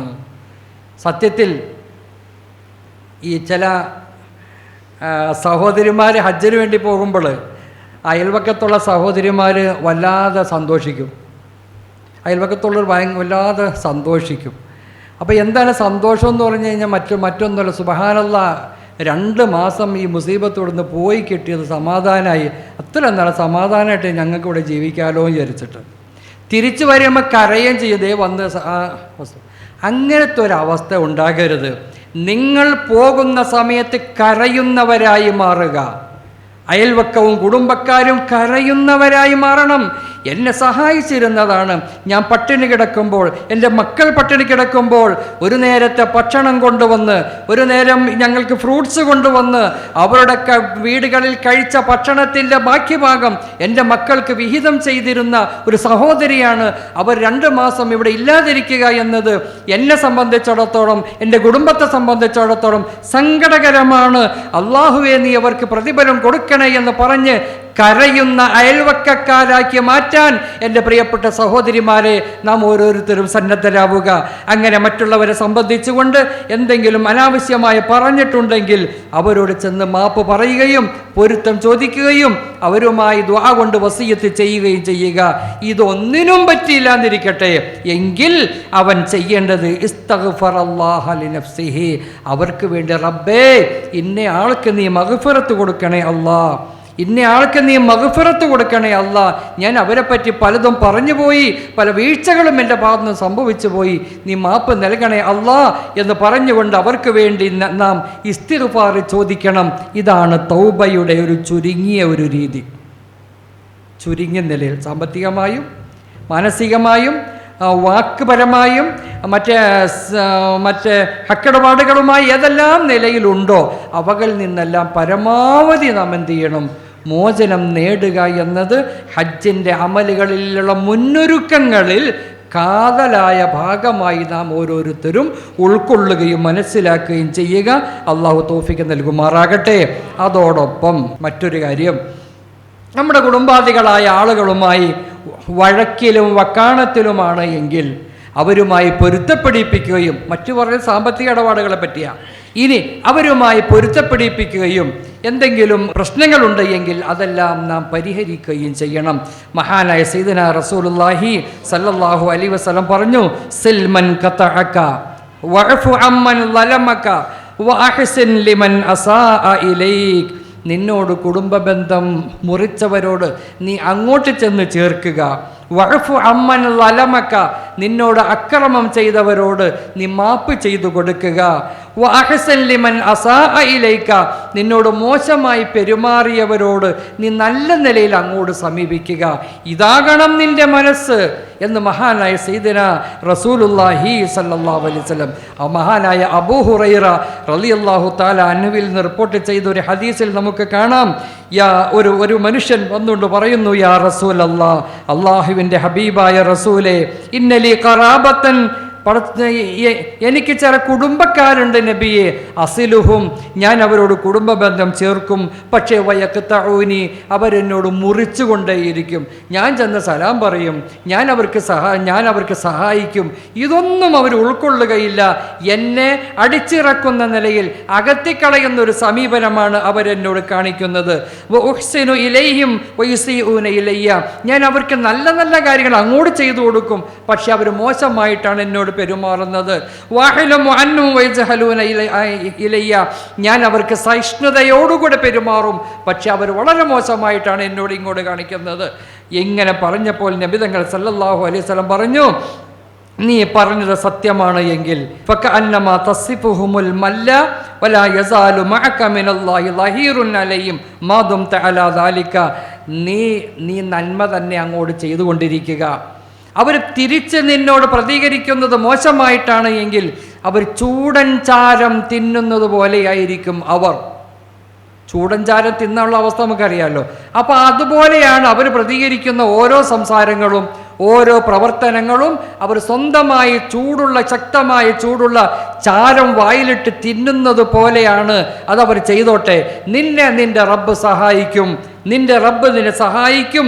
വലാ യസാലു മഅക മിനല്ലാഹി ലഹീറുൻ അലൈഹിം, അള്ളാഹിൻ്റെ സഹായം നിനക്കുണ്ടാവുക തന്നെ ചെയ്യും എന്ന് മഹാനായ സയ്യിദുനാ റസൂലുള്ളാഹി സല്ലല്ലാഹു അലൈഹി വസല്ലം നമ്മോട് പറയുന്നു. അപ്പോൾ ഈ കാര്യവും ശ്രദ്ധിക്കുക.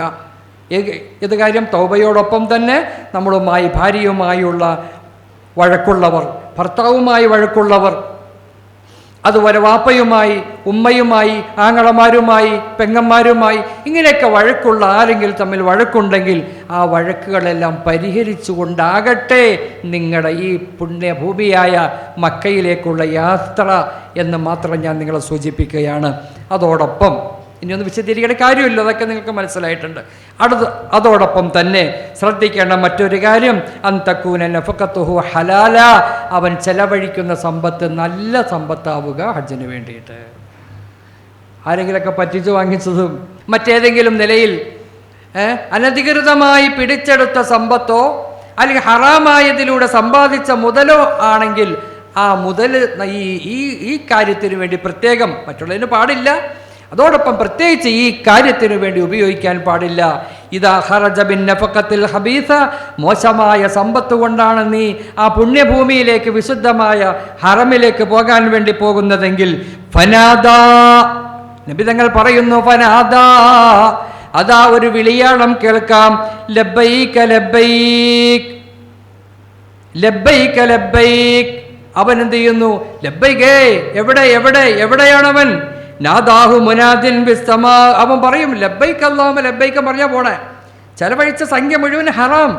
അങ്ങനത്തെ ആ മനുഷ്യൻ ലബ്ബൈക അല്ലാഹുമ്മ ലബ്ബൈക് പറഞ്ഞുകൊണ്ട് പോകുമ്പോൾ നാദാഹു മുനാദിൻ മിനസ് സമാഇ, ആകാശത്തിൽ നിന്നും മലക്കുകളുടെ വിളിയാളം കേൾക്കുന്നു, ലാ ലബ്ബൈക വലാ സഅദൈക്, ലാ ലബ്ബൈക വലാ സഅദൈക, നിന്റെ ലബ്ബൈക ഇവിടെ ആവശ്യമില്ല, നിന്റെ സഅദൈക ഇവിടെ ആവശ്യമില്ല. നീ തിരിച്ചു പോവുക, നിന്നെ ഇവിടെ സ്വീകരിക്കുകയില്ല. കാരണം സാദുക ഹറാം, നിന്റെ സമ്പത്ത് മുഴുവനും ഹറാമാണ്. വനഫഖതുക ഹറാം, നീ ചെലവഴിച്ചത് മുഴുവനും ഹറാമാണ്. വഹജ്ജുക മഅ്സൂറുൻ ഗൈറു മബ്റൂർ, നിന്റെ പാപകരമായ നിലയിലുള്ള ഹജ്ജാണ് നിന്റെ, സ്വീകരിക്കപ്പെടാത്ത ഹജ്ജാണ് നിന്റെ, പാപരഹിതമായ ഹജ്ജല്ല നിന്റെ. ആയതുകൊണ്ട് നിന്റെ ലബ്ബൈക്ക ഇവിടെ വേണ്ട, നിന്റെ സഅദൈക്ക ഇവിടെ വേണ്ട, നിന്റെ ഹജ്ജും വേണ്ട, നീ തിരിച്ചു പോവുക എന്ന് പറയപ്പെടുന്ന ഒരു ദുരവസ്ഥ വരുമെന്ന് മഹാനായ സയ്യിദുനാ റസൂലുള്ളാഹി സ്വല്ലല്ലാഹു അല്ലാഹു തആല നമ്മെ കാത്തുരക്ഷിക്കുമാറാകട്ടെ. ആയതുകൊണ്ട് എൻ്റെ പ്രിയപ്പെട്ട മുഅ്മിനീങ്ങളെ, എൻ്റെ പ്രിയപ്പെട്ട സുഹൃത്തുക്കളെ, നാം ചെലവഴിക്കുന്ന സമ്പത്തും ഈ കാര്യത്തിൽ പ്രത്യേകം ഹലാലായ സമ്പത്ത് കൊണ്ടായിരിക്കണം അവൻ്റെ യാത്ര എന്നതും പ്രത്യേകിച്ച് ഞാൻ നിങ്ങളെ ഉണർത്തുകയാണ്. അതോടൊപ്പം മറ്റൊരു കാര്യം, ഈ മഹത്തായ അമലിന് വേണ്ടി പോകുന്ന നാം ചെയ്യേണ്ടത്, അറിയേണ്ടത്, മനസ്സിലാക്കേണ്ടത് അയ്യതഅല്ലമ കൈഫിയത്തുൽ ഹജ്ജ് വൽ ഉംറ, ഹജ്ജ് എങ്ങനെ ചെയ്യണം, ഉംറ എങ്ങനെ ചെയ്യണം എന്ന അതിൻ്റെ നിയമം പഠിക്കൽ നിർബന്ധമാണ്. അതിനുവേണ്ടിയല്ലേ ഉസ്താദേ ഇപ്പം ഞങ്ങൾ വന്നേക്കണത്? അതെ, നിങ്ങൾ അതിനുവേണ്ടിയാണ് വന്നേക്കണത്, അത് പഠിപ്പിക്കുകയാണ്. മുമ്പ് ഇന്നലെയിൽ നാം പറഞ്ഞത് ഹജ്ജിൻ്റെ ശ്രേഷ്ഠതയും അനുബന്ധമായ കാര്യം. ഇന്ന് പറഞ്ഞത് പോകുന്നതിന് മുമ്പുള്ള മുന്നൊരുക്കങ്ങൾ.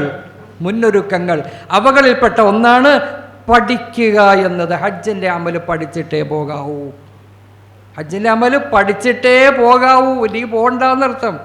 അവിടെ പോയി തെക്കും പടുക്കും അറിയാൻ പാടില്ലാതെ എത്ര മനുഷ്യന്മാരെ കിടന്ന് കറങ്ങണമെന്നറിയാമോ? അനുഭവങ്ങൾ 100 പറയാനുണ്ട്. അതൊന്നും പറഞ്ഞ് സമയം കളയുന്നില്ല.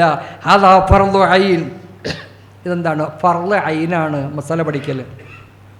ഹജ്ജ് പഠിക്കൽ ഫർള് ഐൻ എന്ന് പറഞ്ഞാൽ വൈയക്തികമായി അല്ലെങ്കിൽ വ്യക്തിപരമായി ഫർളാണ്. അല്ല എൻ്റെ കൂടെ അമീറുണ്ടല്ലോ എന്ന് പറയും. ഞങ്ങളിപ്പോൾ 50 പേരടങ്ങുന്ന ഗ്യാങ്ങാണ് ഞങ്ങൾ പോകുന്നത്. അതിൽ അറിവുള്ള ഒരു ആലിം, ഒരു മുസ്ലിം, ഒരു അമീറുണ്ടല്ലോ ഉസ്താദെ. അപ്പോൾ പിന്നെ അയാൾക്കറിയാമെങ്കിൽ അയാൾക്കറിയാം. നീ അത് പഠിക്കണം. എന്നാലും അദ്ദേഹം ഞങ്ങൾക്ക് പറഞ്ഞു തരാം, ഞങ്ങളുടെ കൂടെ എപ്പോഴും ഉണ്ടാവുമല്ലോ. എപ്പോഴും ഞങ്ങളുടെ കൂടെ ഉണ്ടാവൂലേ? ഇല്ല. അങ്ങനെ നമ്മൾ വിചാരിച്ചത് എപ്പോഴും നമ്മുടെ കൂടെ ഉണ്ടാവുന്ന 24 മണിക്കൂറും ഇല്ല. പല ഘട്ടങ്ങളിലും അറഫ, മിന, അറഫ, മുസ്ദലിഫ പോലെയുള്ള ഘട്ടങ്ങളിൽ 2 ദിവസം ചിലപ്പോൾ 3 ദിവസത്തേക്ക് വരെ അമീർമാരെ കാണാത്ത അവസ്ഥ വരും. കാരണം തെറ്റിപ്പിരിഞ്ഞ് പോയി കളയും. ഇപ്പോൾ നമ്മുടെ കബലത്തിൽ നമ്മുടെ കൂട്ടത്തിൽ നിന്ന് തെറ്റിപ്പോവും.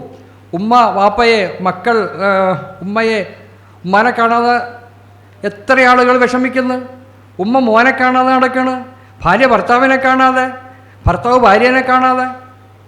ഇവർക്ക് രണ്ടുപേർക്കും അറിയാം മസാലയ്ക്ക് എന്ത് ചെയ്ത് ഒരാൾക്ക് അറിയാമെന്ന് വിചാരിച്ചാണ്, ആശ്രയിച്ചിട്ടാണ് പോയേക്കണത്. പറ്റൂല. എവിടെ ഒറ്റപ്പെട്ടാലും ഇൻഷാ അല്ലാഹ് തിരിച്ച് നിങ്ങളെത്തും, ഉറപ്പ്. എവിടെ? നിങ്ങളുടെ പോയിന്റിലെത്തും, അത് ഉറപ്പായ കാര്യമാണ്. പക്ഷേ ഈ ഒറ്റപ്പെടുന്ന സമയങ്ങളിലുള്ള അമല് പോലെ ചെയ്യുക എന്ന അറിവ് നമുക്കില്ല എങ്കിൽ നമ്മുടെ യാത്ര നഷ്ടത്തിലാകും. അപ്പോൾ ആയതുകൊണ്ട് ഇൻഷാ അല്ലാഹ് നിങ്ങൾ പഠിക്കേണ്ടത് ഈ അമലുകളെ സംബന്ധിച്ചാണ്. ഏത് അമൽ? ഇതിൻ്റെ നിയമപരമായി ഇതിനെപ്പറ്റി പഠിക്കുക എന്നത് അത്യന്താപേക്ഷിതമാണ്. ബിലാ ഇഖ്ലാലി ശുറൂത്തിൻ വ ഫുറൂദിൻ, ഷർത്തുകൾ എന്താണ് അതിൻ്റെ ഫർളുകൾ, എന്താണ് അതിൻ്റെ മര്യാദകൾ, എന്താണ് അതിൻ്റെ സുന്നത്തുകൾ, ഇവകളെല്ലാം വേർതിരിച്ച് നമുക്ക് പഠിക്കാം. ഒരാശങ്കയും നിങ്ങൾക്ക് വേണ്ട, ഒരു വിഷമവും നിങ്ങൾക്ക് വേണ്ട. വളരെ ഭംഗിയായി ഇൻഷാ അല്ലാഹ് ഈ നിശ്ചിത ദിവസങ്ങളിൽ നിങ്ങളിവിടെ പങ്കെടുക്കുന്നുവെങ്കിൽ, ഞാൻ ഇന്നലെ പറഞ്ഞതുപോലെ LKG UKGയിൽ പഠിക്കുന്ന വിദ്യാർത്ഥികളോട് ഒരു അധ്യാപകൻ പഠിപ്പിച്ച് തരുന്നത് പോലെ നിങ്ങൾ ഓരോ മസാലകളും ഓരോന്നും ലളിതമായ ഭാഷയിൽ നിങ്ങൾക്ക് പറഞ്ഞ് വ്യക്തമാക്കുന്നതാണ്. ഇൻഷാ അല്ലാഹ് നിങ്ങൾ എല്ലാ ദിവസവും വരണം എന്ന ഒരൊറ്റ നിബന്ധന മാത്രമേ ഉള്ളൂ. അള്ളാഹു അനുഗ്രഹിക്കുമാറാകട്ടെ. അതോടൊപ്പം മസാലകൾ പഠിക്കുക, നിയമം പഠിക്കുക, അതിനാണ് വന്നത്. ഇൻഷാ അല്ലാഹ് നമുക്കത് കൈകാര്യം ചെയ്യാം. അല്ലാഹ് നമുക്ക് തൗഫീഖ് നൽകട്ടെ. അതോടൊപ്പം മറ്റൊന്ന്, അനുഭവങ്ങളുടെ വെളിച്ചത്തിലായി പറയുന്നത്. പലരും പറയും, ചില സഹോദരിമാർ പറയും, അവിടെ എൻ്റെ ആങ്ങള ജിദ്ദയിലുണ്ട്, ഹജ്ജിന് വരാമെന്ന് പറഞ്ഞിട്ടുണ്ട്, അപ്പോൾ എൻ്റെ കൂടെ ഉണ്ടാകും, ഇല്ല അയാളുണ്ടാവും, ഇയാളുണ്ടാവും. മഹാനായ ഇമാം നവവി റഹ്മത്തുള്ളാഹി അലൈഹി തൻ്റെ കിതാബിൽ പ്രത്യേകിച്ച് പറഞ്ഞ ഒരു കാര്യം, മക്കാനിവാസികളായ അല്ലെങ്കിൽ അവിടെ താമസിക്കുന്ന ചില ആളുകളുണ്ട്, അവർ പറയുന്ന മസലം കേട്ടുകൊണ്ട് നിങ്ങൾ അമൽ ചെയ്യാൻ വേണ്ടി നടക്കരുത് കേട്ടോ എന്ന് പറഞ്ഞു. പ്രത്യേകം പറഞ്ഞിട്ട് എന്താ പറഞ്ഞതിൻ്റെ രഹസ്യം നമ്മുടെ ജീവിതാനുഭവത്തിൽ നിന്ന് തന്നെ വളരെ കൂടുതൽ പറയാനുണ്ട്. അവിടെ കുറേ ആൾക്കാർ അത് അങ്ങനെ ചെയ്താൽ മതിയെന്നേ, അത് ഇങ്ങനെ ചെയ്താൽ മതിയെന്നേ, മുസ്ലിയാക്കന്മാരൊക്കെ പലതും പറയും, അവ നിങ്ങൾ നോക്കണ്ട എന്നൊക്കെ പറയുന്ന ചില കൗമുകളുണ്ട്. ആയതുകൊണ്ട് എന്ത് ചെയ്യണ്ട, നിങ്ങൾ അതൊന്നും കേൾക്കാൻ വേണ്ടി നിൽക്കണ്ട എന്ന് പറയുന്ന അവസ്ഥയുള്ളവരെ നിങ്ങൾക്ക് കാണാം. അവരെ നിങ്ങൾ സൂക്ഷിച്ചു കൊള്ളട്ടെ എന്ന് മഹാനായ ഇമാം നവവി റഹ്മത്തുള്ളാഹി അലൈഹി ഒരു അനുഭവം പറയട്ടെ. ഒരു ഘട്ടത്തിൽ ഞാൻ ഹജ്ജ് കമ്മിറ്റിയിൽ പോയ ഒരു സമയത്ത് എൻ്റെ കൂടെ മിനയിൽ വച്ച് അറഫയിലേക്ക് പോകുന്നതിന് മുമ്പ് വൈകുന്നേരം എൻ്റെ തമ്പിൽപ്പെട്ട ആളുകളെ മുഴുവൻ ആളുകളെയും ഒരുമിച്ചിരുത്തി അവർക്ക് നാളെ ചെയ്യേണ്ട അമലുകൾ, പിന്നെ മിന, അറഫ, മുസ്ദലിഫ പോലെയുള്ള ഘട്ടങ്ങളിലുള്ള അമലുകളെ സംബന്ധിച്ച് ഞാനിങ്ങനെ ക്ലാസ് എടുക്കുകയാണ്. ക്ലാസ് എടുത്തിട്ട് പറഞ്ഞു, നിങ്ങൾ അറഫയൊക്കെ പോയി തിരിച്ചു വന്ന് കല്ലെറിയാൻ വേണ്ടി പോകുമ്പോൾ ഉടനെ നിങ്ങൾ പോകരുത്. പിറ്റേ ദിവസം വന്ന് വൈകുന്നേരമായതിന് ശേഷമേ പോകാവൂ എന്ന് പറഞ്ഞാൽ അറഫ 9-ൻ്റെ അന്നാണല്ലോ. പിറ്റേ ദിവസം രാവിലെ ഉച്ച കഴിഞ്ഞിട്ടാണ് ഇതിനു വേണ്ടി പോകേണ്ടത്. അപ്പോൾ എന്ത് ചെയ്യുന്നു, ഈ രീതിയിൽ എന്ത് ചെയ്യാൻ, നിങ്ങൾ അവിടെ പോയി നേരത്തെ പോകരുത്, നിങ്ങൾ പോകരുത്, അത് വൈകുന്നേരമായതിന് ശേഷമേ നിങ്ങൾ പോകാവുള്ളൂ. പ്രത്യേകിച്ച് ക്ലാസ് എടുത്തു കൊടുത്തിട്ടുണ്ടായിരുന്നു.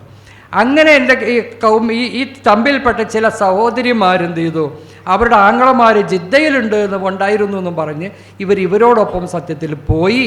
സുബ്ഹാനല്ലാഹ്, നിങ്ങൾ ആ വർഷത്തിലെ വാർത്തയിൽ നിങ്ങൾ വായിച്ചിട്ടുണ്ടാകും. അന്ന് ജംറയിലെ കല്ലെറിയലോടനുബന്ധിച്ചുകൊണ്ട് 400 പേര് മരണപ്പെട്ട വാർത്ത നിങ്ങൾ വായിച്ചിട്ടുണ്ട് എങ്കിൽ, ഓർക്കുന്നുണ്ട് എങ്കിൽ, അതിൽ എൻ്റെ തമ്പിലുണ്ടായിരുന്ന ചിലരും അതിൽ പെട്ടിരുന്നു എന്ന് മനസ്സിലാക്കുക. എന്തുകൊണ്ടാണ് ചില സഹോദരിമാർ കൈയൊടിഞ്ഞ് ഇങ്ങനെ കൈ കെട്ടിയിട്ട് വന്നേക്കണം. ഞാൻ പറയും, ഞാൻ ഇന്നലെ നിങ്ങളോട് പ്രത്യേകിച്ച് പറഞ്ഞതല്ലേ, എന്തിനാണ് ഇത് പോയത്? ഉസ്താദിൻ്റെ പൊന്നുസ്താദെ, എൻ്റെ ആങ്ങള ജിദ്ദയെന്ന് വന്നു, കുഴപ്പമില്ല ഉസ്താദൊക്കെ അത് പറയും, കുഴപ്പമില്ല നമുക്ക് പോകാം എന്ന് പറഞ്ഞുകൊണ്ട് എന്നെ വിളിച്ചുകൊണ്ട് പോയതാണ്. അബദ്ധം പറ്റി. സംഭവിച്ചു കഴിഞ്ഞിട്ട് അബദ്ധം പറ്റിയതൊരു കാര്യമുണ്ടോ? അപ്പം ചുരുക്കത്തിൽ ഇപ്പം ഇങ്ങനെയുള്ള അവസ്ഥയിൽ നിയമം ഉസ്താദന്മാർ അല്ലെങ്കിൽ അമീറന്മാർ നിങ്ങളോട് എന്ത് പറയുന്നു, ആ കൽപ്പനകൾ അനുസരിച്ചു കൊണ്ടായിരിക്കണം നമ്മുടെ കാര്യങ്ങൾ ചെയ്യേണ്ടത് എന്നും പ്രത്യേകമായി ഞാൻ നിങ്ങളെ ഉണർത്തുകയാണ്.